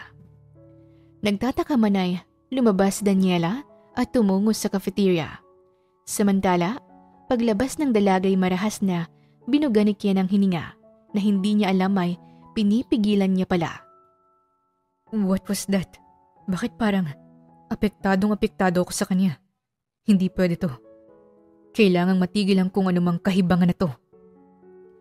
Naging determinado si Kian na muling iwasan si Daniela para protektahan ang puso niyang nakaramdam ng kakaiba para sa babae. Pilit niyang kinukumbinsi na naguguluhan lamang siya dahil madalas niyang kasama si Daniela. Hindi mawaring ni Kian kung anong nangyari sa kanya pero alam niya sa sarili niyang iba na ang nararamdaman niya kay Daniela. Hindi lang simpleng kaibigan. Natolerate niya na ang pagiging clumsy nito. Imbis na mainis ay natatawa lamang siya at aayusin ang dumi o kalat na nagawa ni Daniela. Pasensya na talaga sir. Hindi ko alam kung bakit parang bagyo tong mga kamay ko. Napapakamot sa ulo na paghingi ni Daniela ng tawad nang mabasag niyang paboritong tasa ni Kian. Ngumiti lang ang binata. It's fine. Everybody makes mistakes. Wala namang perpektong tao. At least alam mo kung paano umako ng kasalanan. Nakangiting sabi ni Kian at hindi napigilang pisilin ang pisngi ni Daniela. Minsan naman ay siya na mismo ang nagtitimpla ng kape nila ni Daniela. Hala sir, hindi mo naman sinabi na gusto mo pala ng kape. Dapat ako na lang ang nagtimpla. Gulat na sabi ni Daniela at saka kinuha ang 2 tasa ng kape mula kay Kian. Mahinang humalakhak ang lalaki. It's fine. Mukhang busy ka naman yata dun sa nilalaro mo sa cellphone mo. Biro pa ni Kian. Napakamot na lang sa ulo si Daniela kaya muling natawa si Kian. Iniignora ang malakas na tibok ng puso niya. May mga iba pa na kapag nagkukwentuhan sila ni Daniela ay gumagawa siya ng paraan para mahawakan ito kahit na simpleng pagkurot sa pisngi nito at may hinang mga pitik sa ulo. At ang mas malala pa sa lahat, hindi niya nagugustuhan ang closeness ni JC at Daniela. Oh, bossing, anong ginagawa mo rito? Gulat na sambit ni Daniela nang makita si Kian na mariin ang tingin sa kanilang dalawa ni JC isang araw habang nagtatanghalian sila sa cafeteria. I'm having lunch. Maikling sagot ni Kian. Wala ba kayong dalang lunch, bossing? Alam ko, nilutuan daw kayo ni Kia kanina. And so, bawal ba akong kumain sa sarili kong cafeteria? Supladong sagot ni Kian. Pabirong umirap si Daniela. Hindi mo magugustuhan ang foods dito, bossing. Masyadong malayo sa expensive taste mo. Biro pa niya, ngunit sumimangot lamang si Kian at umupo sa tabi ng dalaga. Nakaramdam naman ng awkwardness si JC dahil parang nakalimutan na agad ng dalawa na naroon siya at umalis ng table nang walang pasabi. Sa huli, ay sina Daniela at Kian ang magkasamang kumain sa cafeteria kahit na hindi siya nasasarapan sa lasa ng pagkain. Wala namang angal si Kian dahil si Daniela mismo ang nagbibigay ng ulam sa kanya. Ilang beses pa nga siyang nahuhuli ng dalaga na pangiti-ngiti. Alam mo, bossing, minsan natatakot na ako sa inyo. Sambit ni Daniela. Bakit? Nagbubuga pa rin ba ako ng dragon? Biro ni Kian. Pareho silang tumawa ng mahina. Hindi. Minsan kasi nahuhuli kitang nakangiti. Tulad na lang kanina habang binibigyan ko kayo ng ulam. Gusto mo ba ng gantong ulam, sir? Sabihin mo para may pagluto ka. Ikaw ang magluluto para sa akin? Bulong ni Kian. Hindi may tatanggiang saya sa boses. Oo naman. Trabaho ko yun, no? Mabilis na nawala ang ngiti ni Kian sa sinagot ni Daniela. Parang nawalan siya ng ganang kumain sa isiping, kaya lang siya tinatrato ng tama ay dahil para sa babae, trabaho lang ang lahat. Habang siya ay hindi na magkamayaw ang puso habang iniisip kung ano kayang pakiramdam na maipagluto ng ulam ng babaeng nagpapabaliw sa puso niya ngayon. No need. Hindi naman ako madalas kumain. Walang ganang sagot ni Kian. Nagtataka man si Daniela dahil sa biglaang pagbago ng mood ng amo niya, ay hindi na lang siya nagtanong at nagpatuloy sa pagbigay ng ulam sa binata. Wala na sa hulog si Kian sa mga lumipas na araw. Madalas siyang tulala, naglalakbay palagi kay Daniela. Kahit kapag nasa mansyon sila, ay hindi pa rin siya nilulubayan ng babae sa isip niya na para bang nakatira na ito roon. Kahit sa panaginip niya, ay nagpapakita ito sa kanya, kaya madalas siyang magising tuwing madaling araw. Namunga na tuloy ang mga sleepless night niya ng eyebags na para bang kasing laki ng kalamansi. Kahit sina Sean at Kenneth ay napapansin na rin ang inaakto ng anak kapag nariyan si Daniela. Anak, tapatin mo nga kami ng daddy mo. May gusto ka ba kay? Naputo lang sinabi niya Shana nang muntik nang maibuga ni Kian ang kaping iniinom niya. What are you saying, ma'am? Wala akong gusto kay Daniela. Natutulirong sabi ni Kian. Matagumpay na humalakhak si Kenneth sa tinura ng anak. I told you, mahal. In love na nga itong binata natin. Pangaasar ni Kenneth. Uminit ang mga tenga ni Kian, kaya't pilit siyang umakto na matikas. You're joking, Dad. I could never like Daniela. Wala naman kaming sinasabing in love ka kay Daniela, anak. Ang sabi lang namin ay baka in love ka. Pero wala naman kaming binanggit na pangalan. Nakangising sabi ni Kenneth. Nanlaki ang mga mata ni Kian sa realisasyon. Ngayon ay huling-huli na siya ng mga magulang niya. Ngumiti ng matamis si Ashana. Kung talagang gusto mo si Daniela, ligawan mo na siya. Narito lang kami ng daddy mo para suportahan ka. At isa pa, boto naman kami para sa batang yun. Alam naming mapagkakatiwalaan yung isa't isa. Malalim na bumuntong hininga si Kian. I'm not even sure kung gusto niya nga ako, ma'am. Hopeless na sagot ni Kian. Hindi mo malalaman kung hindi mo susubukan. Just try confessing to her. Payo ni Ashana sa anak. What if i-reject niya ako? Paano kung hindi niya ako gusto? Then, mas mabuti nang umamin ka kaysa naman namuhay ka sa pagsisisi dahil hindi mo nasabi sa kanyang nararamdaman mo. Isang malaking sugalang buhay, anak. Pero hanggat may pambato kay lagi kang may pagkakataong manalo, kailangan mo lang maglakas loob na sumugal. Lumakas ang loob ni Kian na umamin kay Daniela sa magandang payo ng kanyang ina. Kaya naman napagdesisyonan niya ng umamin. Ngunit nasira ang plano niya nang makita sina Daniela at JC na nagyayakapan. Umiinit ang ulo niya at mabilis na hinila si Daniela palayo. Teka, bossing! Hoy! Sandali! Bakit ka ba nangihila bigla? Natatarantang wika ni Daniela habang hawak ni Kian ang kamay niya. Hindi sumagot si Kian. Nagtatangis ang panga at mabigat ang paghinga niya. Aray ko, Kian! Ano ba? Halos mapatigil si Kian sa paghila kay Daniela nang banggitin nito ang pangalan niya sa unang pagkakataon. Napakaganda nitong pakinggan mula sa bibig ng dalaga. Tunog na kayang pakinggan ni Kian araw-araw hanggang sa dumugo ang tenga niya. Nang makapasok sila sa office ay tsaka lang naglakas loob si Daniela upang piksiin ang kamay niya mula kay Kian. Nagulat naman ang lalaki sa ginawa niya. Alam mo, hindi rin kita gets eh. Akala ko ba okay na tayo? Akala ko ba magkaibigan na tayo? Bulalas ni Daniela. Dan, lagi ka nalang ganyan. Hindi ko mabasa ang mood mo. Ang hirap mong intindihin. Tumarak sa puso ni Kian ang mga sinabi ni Daniela. Nanubig ang mata niya. I'm sorry. I didn't mean to hurt you. No, you're not hurting me. Nililito mo lang ako. Hindi ko alam kung nag-iilusyon lang ba ako pero minsan nararamdaman kong espesyal ang trato mo sa akin. Tapos bigla kang iiwas. Pakinggan mo muna ako, please. Pagmamakaawa ni Kian. Marahas na bumuntong hininga si Daniela at humalukip-kip. Mariin ang tingin sa binata. O siya, sige, magpaliwanag ka. Napakagat ng labi si Kian at tumitig sa magandang mukha ng dalaga. Inalala niyang sinabi ng nanay niya. Kailangan niya nang umamin. Ayaw niyang mamuhay na puno ng pagsisisi. Kaya naman, imbis na magpaliwanag, lumabas sa bibig niya ang mga katagang ilang buwan niyang tinatago. Gusto kita, Daniela.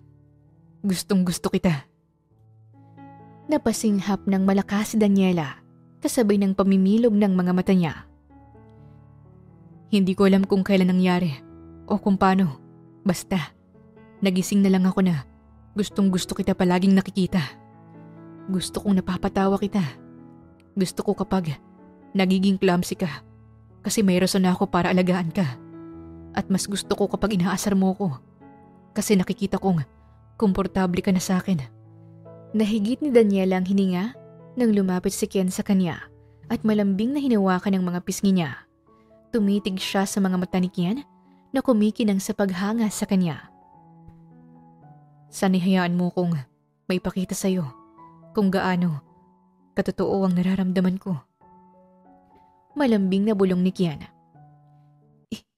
Hindi pa ako handa sa ganitong bagay. Mahinang sabi ni Daniela na puno ng pag-aalangan sa boses. Ngumiti si Kian at mahinang tumawa. Hihintayin kita, Daniela. Kahit gaano pa katagal, maghihintay ako sa'yo. Paano kung mapagod ka? Tanong ni Daniela. Ikaw ang pahinga ko, Daniela. Paano ako mapapagod kung sa'yo lang din naman ako magpapahinga? Sumilay ang ngiti sa labi ni Daniela. Bumilis ang tibok ng puso niya dahil sa kauna-unahang pagkakataon ay may nagpakita sa kanya ng sincere na paghanga. Ayos lang kung wala ka pang nararamdaman sa akin ngayon. Handa akong maghintay na mahulog ang loob mo sa akin. Hayaan mo lang akong alagaan ka. At ipakita kung gaano kita kagusto.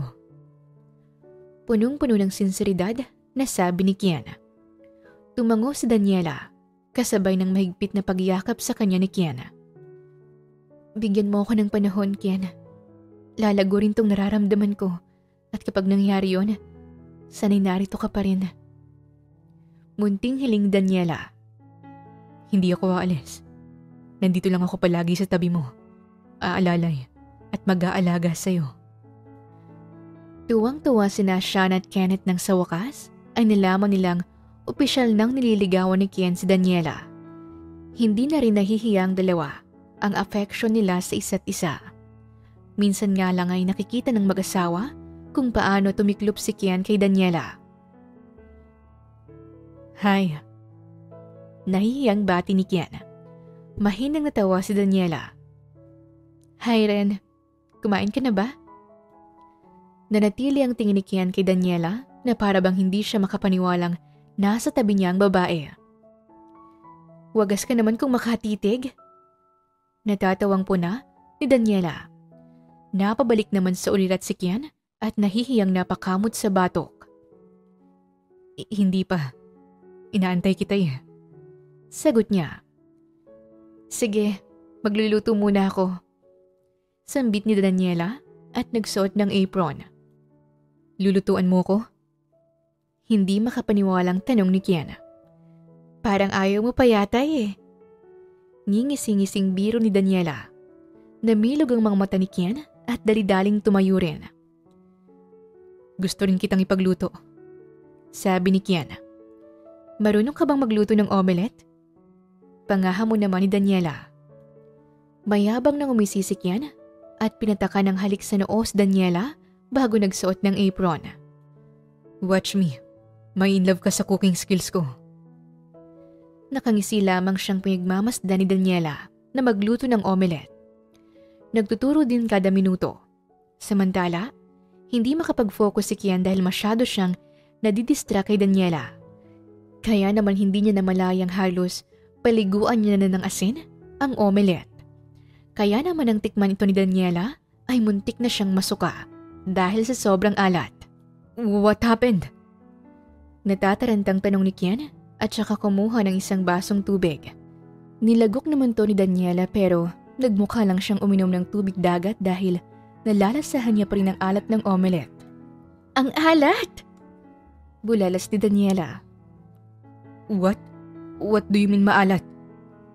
Ilang taktak ba ng asin ang nilagay mo? Hindi kaagad nakasagot si Kian dahil kung tutuusin ay hindi niya rin alam kung nakapaglagay nga ba siya ng asin. Pero base sa reaksyon ni Daniela, nakapaglagay nga siya. Sumobra nga lang. Nahihiyang ngumiti si Kian at napakamot na lang sa batok. Natawa ng mahina si Daniela. Sige na, ako nang magluluto ng almusal natin. Pag-take over niya sa kusina, napanguso si Kian. Are you mad? Tanong ni Kian at mahinang tinusok ang pisngi ni Daniela. Bakit naman ako magagalit? Balik tanong niya habang nagwi-whisk ng itlog. Kasi I wasn't able to cook for your omelette. Marami pa namang chance. First time mo pa lang naman. It's fine. Hindi naman lahat na perfect sa unang beses eh. Maliit na ngumiti si Kian. Naginhawahan. Ngayon ay siguradong idadagdag niya sa mga gagawin niyang pag-aaral magluto para kay Daniela. Yeah, practice makes perfect, hindi ba? Nakangiting umiling si Daniela. Nope, practice makes progress. Pagtatama niya sa sinabi ni Kian. Lumawak ang ngiti ni Kian at hinalikan sa sentido si Daniela. Kung malambing sila sa mansyon, mas malambing naman sila kapag nasa opisina. Halos wala nang natatapos ng trabaho si Kian dahil gusto niyang nakayapos lamang kay Daniela. Kapag prenting nakaupo lang si Daniela, ay bigla-bigla na lamang siyang lalapit dito, tsaka magpapalambing na parang sanggol. Wala kang matatapos na work niyan. Pananakot ni Daniela habang sinusuklayan ang buhok ni Kian gamit ang daliri niya. Kasalukuyang nakahiga ang lalaki sa kandungan niya habang mahigpit na nakayakap sa tiyan niya. I can just double my work tomorrow. It's fine. Prenteng sagot ni Kian at sinubsob pa ang mukha niya sa tiyan ni Daniela. Akala mo kung sinong matapang na boss? Pa-baby naman. Pangaasar ni Daniela. Mahina lamang umungot si Kian. Nakarinig sila ng katok sa opisina, kaya naman napalingon sila roon. Come in. Sigaw ni Kian. Nanlaki ang mga mata ni Daniela sa sigaw ni Kian at tinangkang tumayo ngunit masinigpitan lang ni Kian ang pagkakayakap niya sa bewang nito. Tinatago ang isip. Mas lalong namilog ang mga mata ni Daniela nang makitang si JC yun. Kagaya niya, gulat na gulat din ito nang makita kung paano nakayapos si Kian kay Daniela. Hindi naman alam ng dalaga kung ano ang magiging reaksyon niya, kaya awkward siyang ngumiti at tinuro ang desk ni Kian. Pakilagay na lang doon ang file sa desk. Titingnan na lang mamaya. Naiilang na sabi ni Daniela. Malungkot na tumango si JC. Kita ang sakit sa mga mata nito habang tinitingnan ang amo kung paano yakapin ang babaeng gusto niya. Nang mailapag niya ang desk ay mabilis lang lumabas ng opisina ng walang pasabi. Napalakas pang pagsara ng pinto. Ha? Anong nangyari doon? He likes you. Imporma niya. Ha? Imposible. Magkaibigan lang kami. Tanggi naman ang dalaga. I'm also a guy, okay? Nakikita ko kapag may nagugustuhan ng kapwa ko lalaki. In his case, ikaw ang gusto niya. Nanliit ang mga mata ni Daniela sa biglang pagdududa. Kaya ba hinayaan mo lang na makita ni JC yung posisyon natin kanina? Matagumpay na humalakhak si Kian at proud pang tumango. Gusto kong malaman niyang hindi ka na pwede. He should know his place in your life. Nagsiselos ka, no? Pangaasar ni Daniela at ngumisi pa. Yes, nagsiselos ako. Diretsahang sagot ni Kian na nagpabigla kay Daniela. Nawala ang ngisi niya. Hindi mo man lang itatanggi? Bahagyang tumagilid ang ulo ni Kian. Naroon pa rin ang ngisi sa labi. Inilapit niya ang mukha niya kay Daniela. Sandaling lumipad ang tingin sa mapupulang labi nito bago ibinalik ang tingin sa dalaga. Bakit ko naman itatanggi? I don't share, Danny. Ang akin ay akin lang. Napalunok si Daniela. Tama niyang pagdali ng init sa mukha niya at siguradong mukha na siyang kamatis ngayon. Ang damot mo naman pala. Tangi niyang nasabi at alanganing tumawa. I'm just keeping what is mine, Danny. Ani Kian sa husky na boses. Why would I share you when I can keep you entirely to myself, huh? Napahampas si Daniela sa mga hita ni Kian dahil sa kilig at tinakpan ng namumulang pisngi. Napahalakhak si Kian at nanggigigil na niyakap ang babae at sumubsob sa leeg nito. Napakaharot mo! Nahihiyang bulalas ni Daniela. Sinasabi ko lang naman kung ano ang totoo. Painosenteng sabi ni Kian. Muli niyang tiningnan si Daniela na nangangamatis pa rin ng muka. Unti-unting bumaba ang tingin sa mapupulang labi ng dalaga. Dahan-dahan niyang inilapit ang mukha niya rito. Sakto lang para sa maliit na distansya sa pagitan ng mga labi nila. Can I kiss you? Napapaos na tanong ni Kian. Wala sa sariling tumango si Daniela at napapikit ng tuluyan nang magdikit ng mga labi nila. Banayad ang unang pagsasalo nila sa halik na siyang nagpatibay sa nararamdaman nila sa isa't isa. Kapag handa ka na, ay gusto kitang pakasalan. Bulong ni Kian. Napalunok si Daniela sa biglang excitement na dumaloy sa kanya. Sigurado ka ba? Alanganin niyang tanong. Sigurado ako, Daniela. Siguradong sigurado na ako sa'yo. I can see my future with you and our future family. Napangiti ng matamis si Daniela at napakayakap kay Kian. Ipinangako naman ng lalaki sa sarili niya at sa babae na gagawin niyang lahat upang sila ang magkatuluyan sa huli. Masyado na siyang hulog na hulog sa babae upang pakawalan pa ito. Ngunit hindi pa nga lumilipas ang 2 buwan, naligawan ni Kian at Daniela, ay may dumating na agad na siyang sisira sa namumuo nilang relasyon.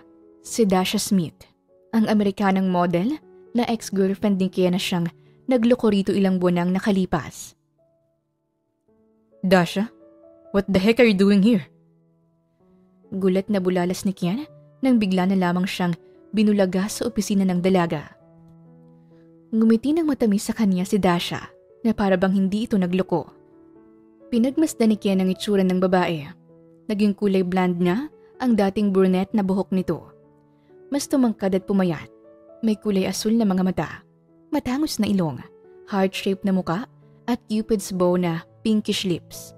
Mas kita na rin ang curves ng bewang nito dahil sa suot nitong halter top na bodycon dress. I came here to visit you, love. I've missed you. Naiiyak na sagot ni Dasha. Wala pa rin nagbago sa malambing nitong boses. I don't need you anymore, Dasha. Leave my office before I drag you out of here. Malamig na tura ni Kian. Humikbi si Dasha at lumapit kay Kian. Mabilis namang humakbang paatras ang lalaki. Don't come near me. I don't want to see your face, Dasha. You're so disgusting. Puno ng galit na asik ni Kian. mabibigat ang paghinga. Samantala, pabalik na si Daniela sa opisina nang makarinig siya ng ingay. Pakiwari niya'y may kausap si Kian, kaya naman naghintay lamang siya sa labas. Hanggang sa nakarinig siya ng boses ng babae. I still love you, Kian. I didn't mean to do that. I was drunk. Umiiyak na saad ni Dasha. Stop being ridiculous, Dasha. You love his touch. I saw that with my own eyes. Napatakip si Daniela sa bibig niya, sa mahinang singhap na kumawala sa bibig niya. Please, just give me another chance to make up with you, Kian. Just one more chance. Pagmamakaawa ni Dasha. Hindi inaasahan ni Kian na luluhod sa harap niya si Dasha at niyakap ang mga tuhod niya. Nagmamakaawa habang umiiyak. Stand up. Don't you ever kneel in front of me again. Matalim na sabi ni Kian, tsaka kinaladkad patayo si Dasha. Hindi niya naman inaasahan na gagawa ng move si Dasha. Nagulat na lamang siya nang bigla siyang hinawakan sa pisngi ng babae at hinalikan siya. Natuod siya sa kinatatayuan. Samantala, nakaramdam ng kakaiba si Daniela. Noong namayaning katahimikan ay nanginginig niyang pinihit ang seradora at doon nakita niya kung paano nakahawak ang mga kamay ni Kian sa pisngi ni Dasha habang pareho silang nakapikit at magkalapat ang mga labi. Mabilis na tumakbo si Daniela palayo sa opisina na yon. Hindi niya alam kung paano siya nakauwi sa mansyon ng ligtas. Ngunit pagdating niya roon ay agad siyang nag-impake ng damit at kinuha ang naipon niyang sahod. Hala, Daniela, saan ka pupunta? Gulat na bulalas ni Mary nang makita si Daniela na bitbit ang maleta habang basang-basa ng luha ang pisngi. Naalerto nito ang ilang mga kasambahay, lalo na si Aling Marla. Jesus Mariosep, maghunos dili ka iha, saan ka pupunta? Pakaulan niyo na ako. Ilayo niyo ako sa lugar na to, parang awa niyo na. Nagtatangis na pakiusap ni Daniela. Nasaktuhan pa namang walang mag-asawang Villanueva, kaya hindi naman nila alam ang gagawin nila para pigilan si Daniela. Nagpanik ang buong mansyon lalo na noong nagawang makalabas ni Daniela at agad na pumara ng taxi. Sa terminal po tayo, kuya. Pakibilis po, please. Kita ni Daniela mula sa side mirror kung paano siya hinabol ng mga kasambahay palabas. Tawagan niyo ang mag-asawa o kaya si Sir Kian. Natatarantang utos ni Aling Marla. Hindi naman magkamayaw si Mary sa pag-dial ng contact number ni Kian. Sa opisina, mabilis na tinulak ni Kian si Dasha at marahas na pinunasan ang labi niya. Galit na galit siya rito at pinalabas sa guard. Iniisip niya palang kung nasaan si Daniela nang makatanggap ng tawag mula sa mansyon. Who's this? Asik niya. Sir Kian, si Daniela po lumayas ng mansyon. Sigaw ni Mary. Mabilis pa sa 4:00 na ibinaba ni Kian ang tawag at nagmaneho papuntang mansyon. Pagkarating niya roon ay nagkakagulo pa rin ang mga kasambahay. What happened? Hinihingal na tanong ni Kian. Hindi po namin alam ang nangyari, sir. Nakita ko na lang po si Daniela na may dalang maleta tapos umiiyak na bumaba. Sinubukan po naming pigilan pero nakaalis na po eh. Pagkikwento ni Mary. Nakaramdam ng matinding panlulumo si Kian. May pumasok ng idea sa isip niya kung bakit naglaya si Daniela. Pero natatakot siyang ini-entertain yon. Kinagabihan ay nagmamadaling dumating sina Ashan at Kenneth mula sa convention center. Pagkatapos mabalita ang wala na sa mansyon si Daniela. Naabutan nila ang sala na halos sira ang mga gamit. May mga basyon ng sangkaturak na bote ng alak. May iilang bubog at si Kian na hinang-hinana na umiiyak sa sahig. Kian, anak. Ma'am, iniwan niya na ako. Iniwan na ako ni Daniela. It was my fault, ma'am. Naiiyak na inakay ni Ashana mula sa sahig si Kian at saka doon ay parang sanggol na nagtangis. Mahanap din natin siya, anak. Mahahanap rin natin si Daniela. Malaki rin ang naging pagbabago sa buhay ni Daniela nang lumipat siya sa Nueva Ecija, lalo na't nasanay na siya sa mansyon.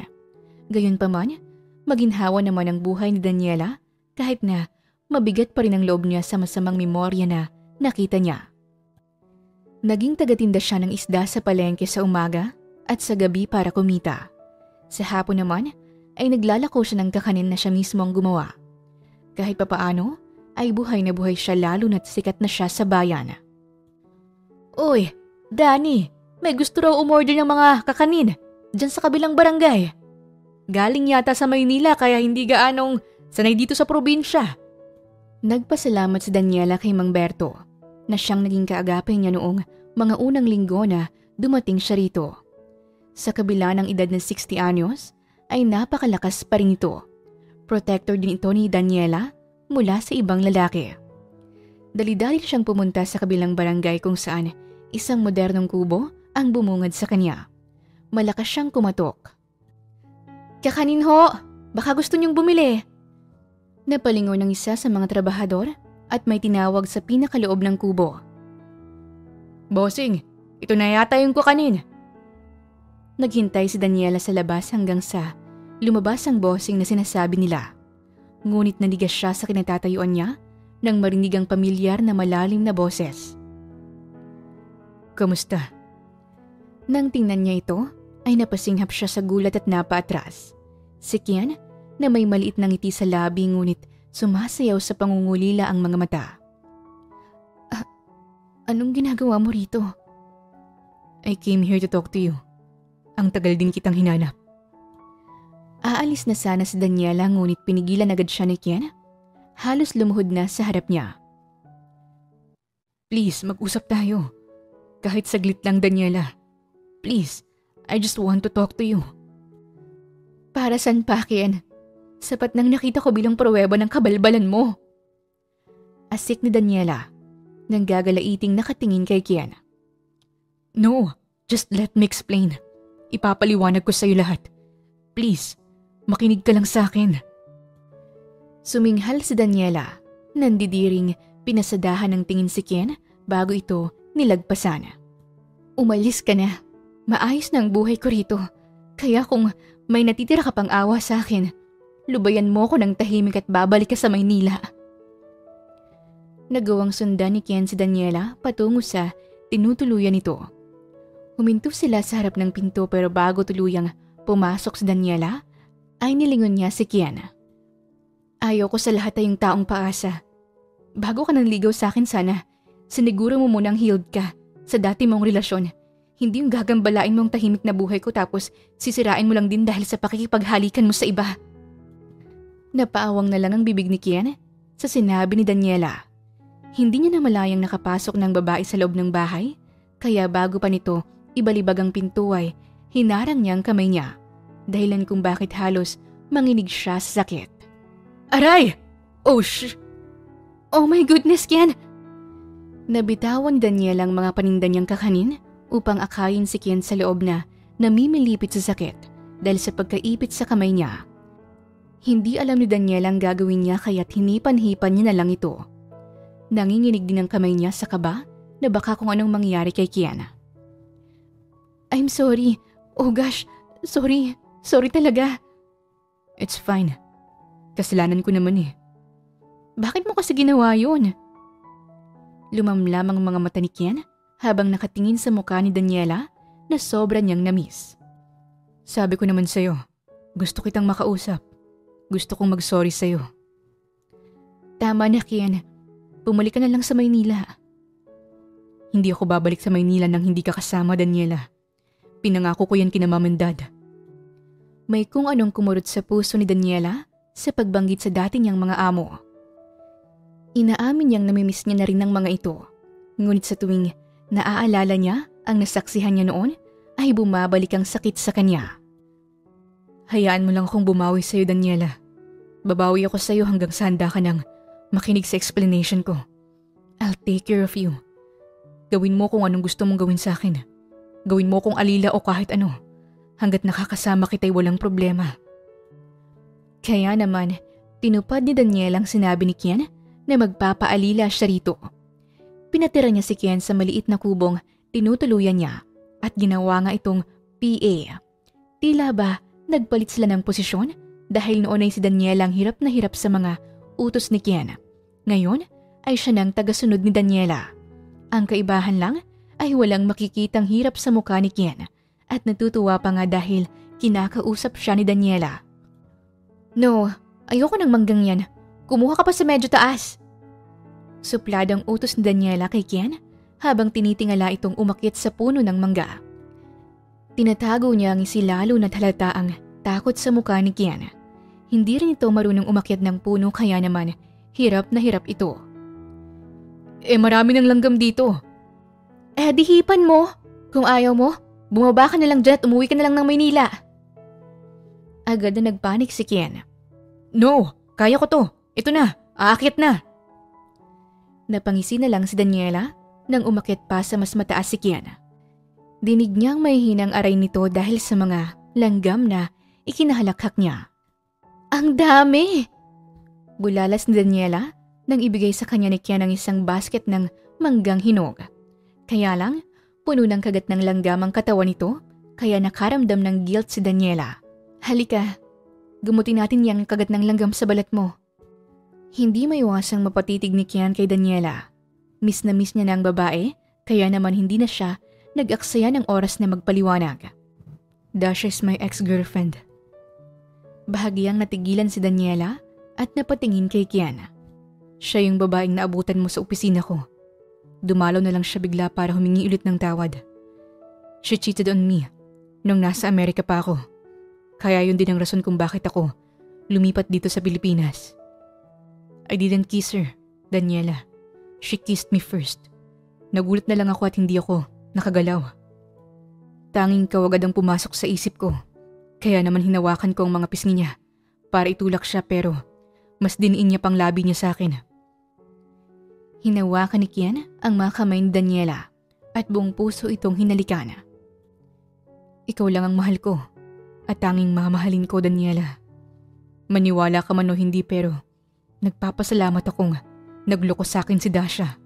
Dahil kung hindi kita makikilala. Nanubig ang mga mata ni Daniela sa sinseridad sa salita ni Kian. Hindi niya maiwasang sisihin ang sarili niya sa pagiging padalos-dalos niya. I'm sorry. Dapat pala, kinausap muna kita't hindi ako biglang naglayas. It's fine. Valid ang ginawa mo. Siguro blessing in disguise na rin yun dahil naliliwanagan akong wala na talaga siyang halaga sa buhay ko. Ikaw na lang at ikaw na palagi. I promise myself na hahanapin kita at babawiin kita. Nahanap mo na ako. Ngumiti si Kian at pinunasan ng luhang tumulo sa pisngi ni Daniela. Then it's time na bawiin ka. Umuwi ka na sa akin, please. Umuwi na tayo. Totoo ngang bumawi si Kian kay Daniela dahil hindi niya muna ito pinilit na umuwi. Nagstay pa siya sa probinsya at inalagaan ng babae. Tinulungan niya rin itong magtinda ng isda sa palengke. Alam mo, swerte ka yata rito. Tingnan mo, ang dami nang bumibili simula nung sumama ka. Really? Maybe I should help you more often. Masyadong malansa. Hindi ka ba nandidiri? Nandyan ka naman eh. Tinasan siya ng kilay ni Daniela. Bakit? Ano ako? Punasan mo? Napahalakhak ng tawa si Kian, kaya nakarinig sila ng tilian mula sa ibang kababaihan na malapit lang sa pwesto nila. No, I mean, bakit ako mandidiri kung araw-araw naman kitang makakasama? Walang problema kahit saan mo ako bitbitin. Sa putikan man yan o ano, basta't kasama kita, ay pupunta ako. Nag-init agad ang pisngi ni Daniela, lalo na noong makarinig siya ng kutiyaan sa mga kasama nila sa palengke. Tulad na lang ni Aling Rona. Diyos ko, napakatamis niyo naman. Ang swerte mo, Daniela. Proud nung umisi si Daniela. Siyempre, maswerte talaga ako sa kanya, no? Anak mayaman kaya to tapos nandito lang sa putikan sa palengke. Nako boy, sinasabi ko sa'yo, huwag mo talagang sasaktan niyang alaga ko. Prinsesa namin yan dito. Mawawalan kami ng kakanin kapag nawala yan. Singit ni Mang Berto habang may hawak pang itak na animoy nagbabanta. Napangiwisik yan at sumuliyap kay Daniela. Bahagyang natakot. Mang Berto naman, huwag niyo nga itong tinatakot. Tingnan mo naman ang higpit ng kapit sa damit ko. Nang aasar na sabi ni Daniela, saka pabiru pang kumindat kay Kian. Namulan naman agad ang lalaki at pasimpleng hinapit si Daniela palapit. Hindi nagtagal ay nasanay na rin si Kian sa buhay probinsya. Pansamantalang nawala ang stress niya sa Maynila. Patuloy din siyang nanligaw ulit kay Daniela at masasabi niyang nagkakamabutihan na ulit sila. Kailan mo balak na bumalik ng Manila? Tanong ni Kian isang gabi habang magkatabi sila sa higaan. Gusto mo na bang umuwi? Kung may kailangan kang asikasuhin sa Manila, pwede ka namang mauna. Malalim na tumawa si Kian at hinila palapit si Daniela sa kanya. Of course not. Tinanong ko lang kasi, namimiss ka na nila, mom and dad. Napanguso si Daniela. Miss ko na rin sila eh. Alam ba nilang magkaayos na tayo? Not yet. Gusto ko sanang i-surprise sila pagka-uwi natin. You know, kapag official na tayo. Natahimik naman si Daniela at nag-isip-isip. Sa mga nakalipas na linggo na nasa tabi niya si Kian, ay kailanman hindi ito pumalya sa pag-aalaga sa kanya. Lagi siya nitong sinasamahan kung saan man siya magpunta. At higit sa lahat, damang-dama niya na ang pagmamahal ng lalaki. Alam niya na rin naman sa sarili niyang nahulog na rin ang loob niya kay Kian. Gusto mo? Gawin na nating official? Mabagal niyang tanong. Parang huminto ang mundo ni Kian nang marinig ang malamyos na boses ni Daniela. Nanlaki ang mga mata niyang tiningnan ito at napabangon pa nga. Teka, seryoso ka ba? Ayaw mo ba? Bahala ka. Huwag na lang. Pabirong wika ni Daniela. Bumangon din siya at tinukod ang siko sa tuhod. Tsaka inilapat ang pisngi niya habang nakangiting pinagmamasdan ang gulat na reaksyon ni Kian. Sabi ko tayo na. Sinasagot na kita. Walang sinabi si Kian ngunit bigla niya na lang niyakap si Daniela. Kaya muli silang napahiga at saka pinupog ng halikang buong mukha nito. Thank you. God, you don't know how happy I am right now. Para akong lumulutang sa ere. Bulalas ni Kian, saka hinalikan ng noon Daniela. Pinapangako kong aalagaan kita at mamahalin habang buhay. I know this might sound a little early, but I will give you the grandest wedding ever. Pangako yan. Matamis na ngumiti si Daniela. Mahal kita, Kian. Ibinalik ni Kian ang ngiti ni Daniela at marahang lumapit upang halikan ito sa labi. Yun ang first kiss nila bilang opisyal na magkasintahan, kaya napaka-espesyal nito para sa kanilang dalawa. Mahal na mahal din kita, Daniela. Umuwi na tayo. Tuwang-tuwa sina Sean at Kenneth nang makauwi na sina Daniela at Kian. Muntik pa silang tumalon sa tuwa lalo na noong nalaman nilang opisyal na ang dalawa. Sa wakas, may anak na rin tayong babae. Bulalas ni Ashana. Napatawa sina Daniela, samantalang pabiro namang sumimangot si Kian. Hindi ka ba kontento sa akin, Mom? Aagawin mo pa yata si Daniela sa akin eh. Ani mo'y nagtatampo na sabi ni Kian. Aba, baka nakakalimutan mong ako ang nauna riyan sa girlfriend mo. Anak-anakan ko na yan bago ka pa dumating, no? Muling nagtawanan sina Daniela at Kenneth hanggang sa nauwi sa konting salo-salo. Tuwang-tuwa rin ang ilang kasambahay na sa wakas ay nakauwi na rin si Daniela at inasar naman silang dalawa ni Kian. Kinagabihan, magkasama nang natulog sa isang kama sina Daniela at Kian.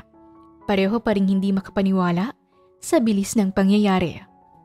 Alam mo, nanghinayang man ako kasi hindi ako naging flight attendant. Pero hindi ko pagsisisihan na pinili kong magtrabaho dito sa mansyon niyo. Sabi ni Daniela habang yakap si Kian. If you were given a chance, itutuloy mo bang maging flight attendant? Tanong ni Kian. Oo naman, pangarap ko yun, no? Pero ayos lang kung hindi na. Ilang taon na rin naman ako. So, wala naman sa edad ang pangarap. You can dream as long as you want. Pareho silang natahimik hanggang sa may naisip na ideya si Kian. Pero ngayon ay hindi niya muna ito sasabihin. Kinabukasan, nagising na lang si Daniela sa isang puting envelope sa tabi niya. Nang buksan niya ito, ay napatili siya at napatalon-talon sa higaan. It was a permit galing sa Airline Flight Trainer Center kung saan nakalagay na sasailalim sa training si Daniela. "Good morning, mahal ko." Bati ni Kian sa babae. "Oh my gosh, ikaw ba yung gumawa nito?" Bulalas ni Daniela. Proud na tumango si Kian. Naiiyak naman siyang niyakap ni Daniela. "You're welcome, mahal ko. Mag-enjoy ka sa training, okay? Then after nyan, pwede na tayong mag-work ng magkasama sa company." "Hindi mo naman kailangan gawin to eh." Naiiyak na sabi ni Daniela at suminghot-singhot pa. Mahina namang tumawa si Kian at pinunasan ng pisngi ni Daniela. "I know, mahal ko. Hindi ko kailangan gawin yan. Pero gusto kong mapasaya ka, Daniela. At saka hindi ba kapag mahal mo ang tao, gagawin mo ang lahat para mapasaya mo? Ayun ang ginagawa ko ngayon. I want to achieve your dream first. Pangarap mo bago ang pangarap ko." "Ano bang pangarap mo?" Pinatakan muna ng halik ni Kian si Daniela bago sumagot. "Ang pakasalan ka at bumuo ng pamilya kasama ka." Sinserong sagot nito. Napahikbi si Daniela sa nag-uumapaw na saya. Pakiramdam niya ay sasabog ang puso niya para sa pagmamahal kay Kian. "I can see my future with you, Daniela. Gusto kong bumuo ng hinaharap na ikaw ang kasama ko. Pero bago yun, gusto ko munang maabot mo ang pangarap mo." Tumango si Daniela, tsaka muling niyakap si Kian. "I love you, Kian. Thank you ng sobra." "You're welcome, mahal. And I love you more." Nagsimula kagad ang flight training ni Daniela. Samantalang inayos naman ni Kian ang airline nila na karugtong ng aviation company niya para sa magiging on-the-job training ni Daniela. Tuwang-tuwa ang mag-asawa sa muling pagbabalik ni Daniela sa pangarap niya. Todo support naman ng mga kapwa kasambahay niya, kaya wala na talaga siyang mahihiling pang iba. Noong sumapit naman ang OJT ni Daniela, napagdesisyon na ni Kian na mag-step up. "Are you sure, anak?" Tanong ni Ashana. "Yes, ma'am. Magpo-propose na ako sa kanya after ng OJT niya. Siguradong sigurado na ako sa kanya." At gaya ng sinabi ni Kian, pagkalabas pa lang ni Daniela mula sa last day ng OJT niya, ay naroon na agad si Kian, nag-aabang at may hawak na singsing. "Daniela Alvarez, will you let me be your husband to serve you and love you for the rest of our life? Will you marry me?" Naiyak si Daniela at walang pag-aalinlangang tumango. Yes, I will marry you." Nang maisuot ang singsing sa kanya, ay ang paglipad ng jet sa langit na may banner sa likod kung saan naroon ang litrato ni na Kian at Daniela bilang surprise ng lalaki. Ikinasal sila sa Manila Cathedral, gaya ng pangako ni Kian na grandest wedding kay Daniela. Siyempre, nung una ay nanibago sila sa buhay mag-asawa. Nagkaroon man ng maliit na misunderstanding pero hindi naman nila hinahayaan ang sariling matulog na hindi nagkakaayos. At ngayon, ganap ng isang flight attendant at nanay si Daniela sa kambal nilang babae na sina Moraya at Soraya, parehong 5 taong gulang. "Look, it's mommy speaking!" Turo ni Moraya kay Daniela na nag-i-explain ng safety precautions sa eroplano. Pasimple namang ngumiti si Daniela. Tuwang-tuwa si Kian habang pinagmamasdan si Daniela na magtrabaho sa flight nila. Papunta sila ngayon sa Hong Kong para i-celebrate ang birthday ng kambal. Sakto namang isa si Daniela sa magiging FA nila. "So pretty, mommy!" Bulalas naman ni Soraya. Nakarinig ng mahinang tawa mula sa ibang pasahero at crew. Walang mapaglagyan ng pagmamalaki sa puso ni Kian nang makababa sila sa eroplano ng ligtas. Kinindatan niya si Daniela na nagpaalam sa mga pasahero at kalaunan lang ay sumunod na ito sa kanila. "Napakaganda naman ng FA ko na yan." Panunukso ni Kian. Sinalubong si Daniela ni Moraya at Soraya na hanggang ngayon ay tuwang-tuwa pa rin sa mami nila. Malambing na tumawa si Daniela. From PA to FA, real quick. Masayang nagtawanan sina Daniela at Kian habang binabagtas ang daan palabas sa airport patungo sa tinuturing na happiest place on earth, ang Disneyland. Para kina Daniela at Kian, patungo man sila sa Disneyland, hindi may tatanggi na ang happiest place on earth pa rin para sa kanila ay ang bisig ng isa't isa. At wala nang magbabago ron hanggat magkasama sila. Magkakaroon ng sariling Disneyland ang mga anak nila dahil sisiguruhin nilang magiging happiest place ang kanilang bahay na puno ng saya, kilig at pagmamahal. Minsan sa buhay ay may mga hindi inaasahang mangyayari sa atin na siyang magpapatakbo ng ikot ng mundo natin, sa makakabuti man o sa makakasama. Tulad na lamang ni Daniela na imbis na sumuko sa kaniyang pangarap, kahit nang wala na ang pamilya niyang pinanguhugutan niya ng lakas, ay nanatili pa rin siyang matatag at ginapang ang sarili sa kolehiyo.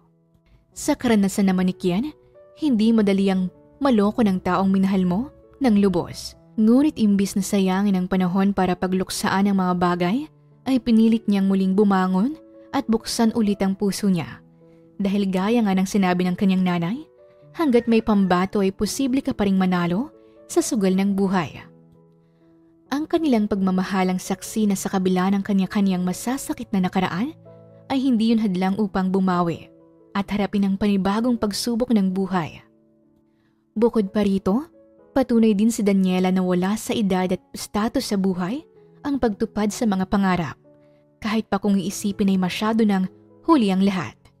Higit sa lahat, bilang bawat tao na may kakayahang magmahal, sana'y mapagtanto rin natin na sa kabila ng ilang pagdududa sa ating mga sarili, laging may isang tao na siyang sigurado sa atin at ipapakita kung gaano tayo kamahal-mahal sa libo-libong paraan.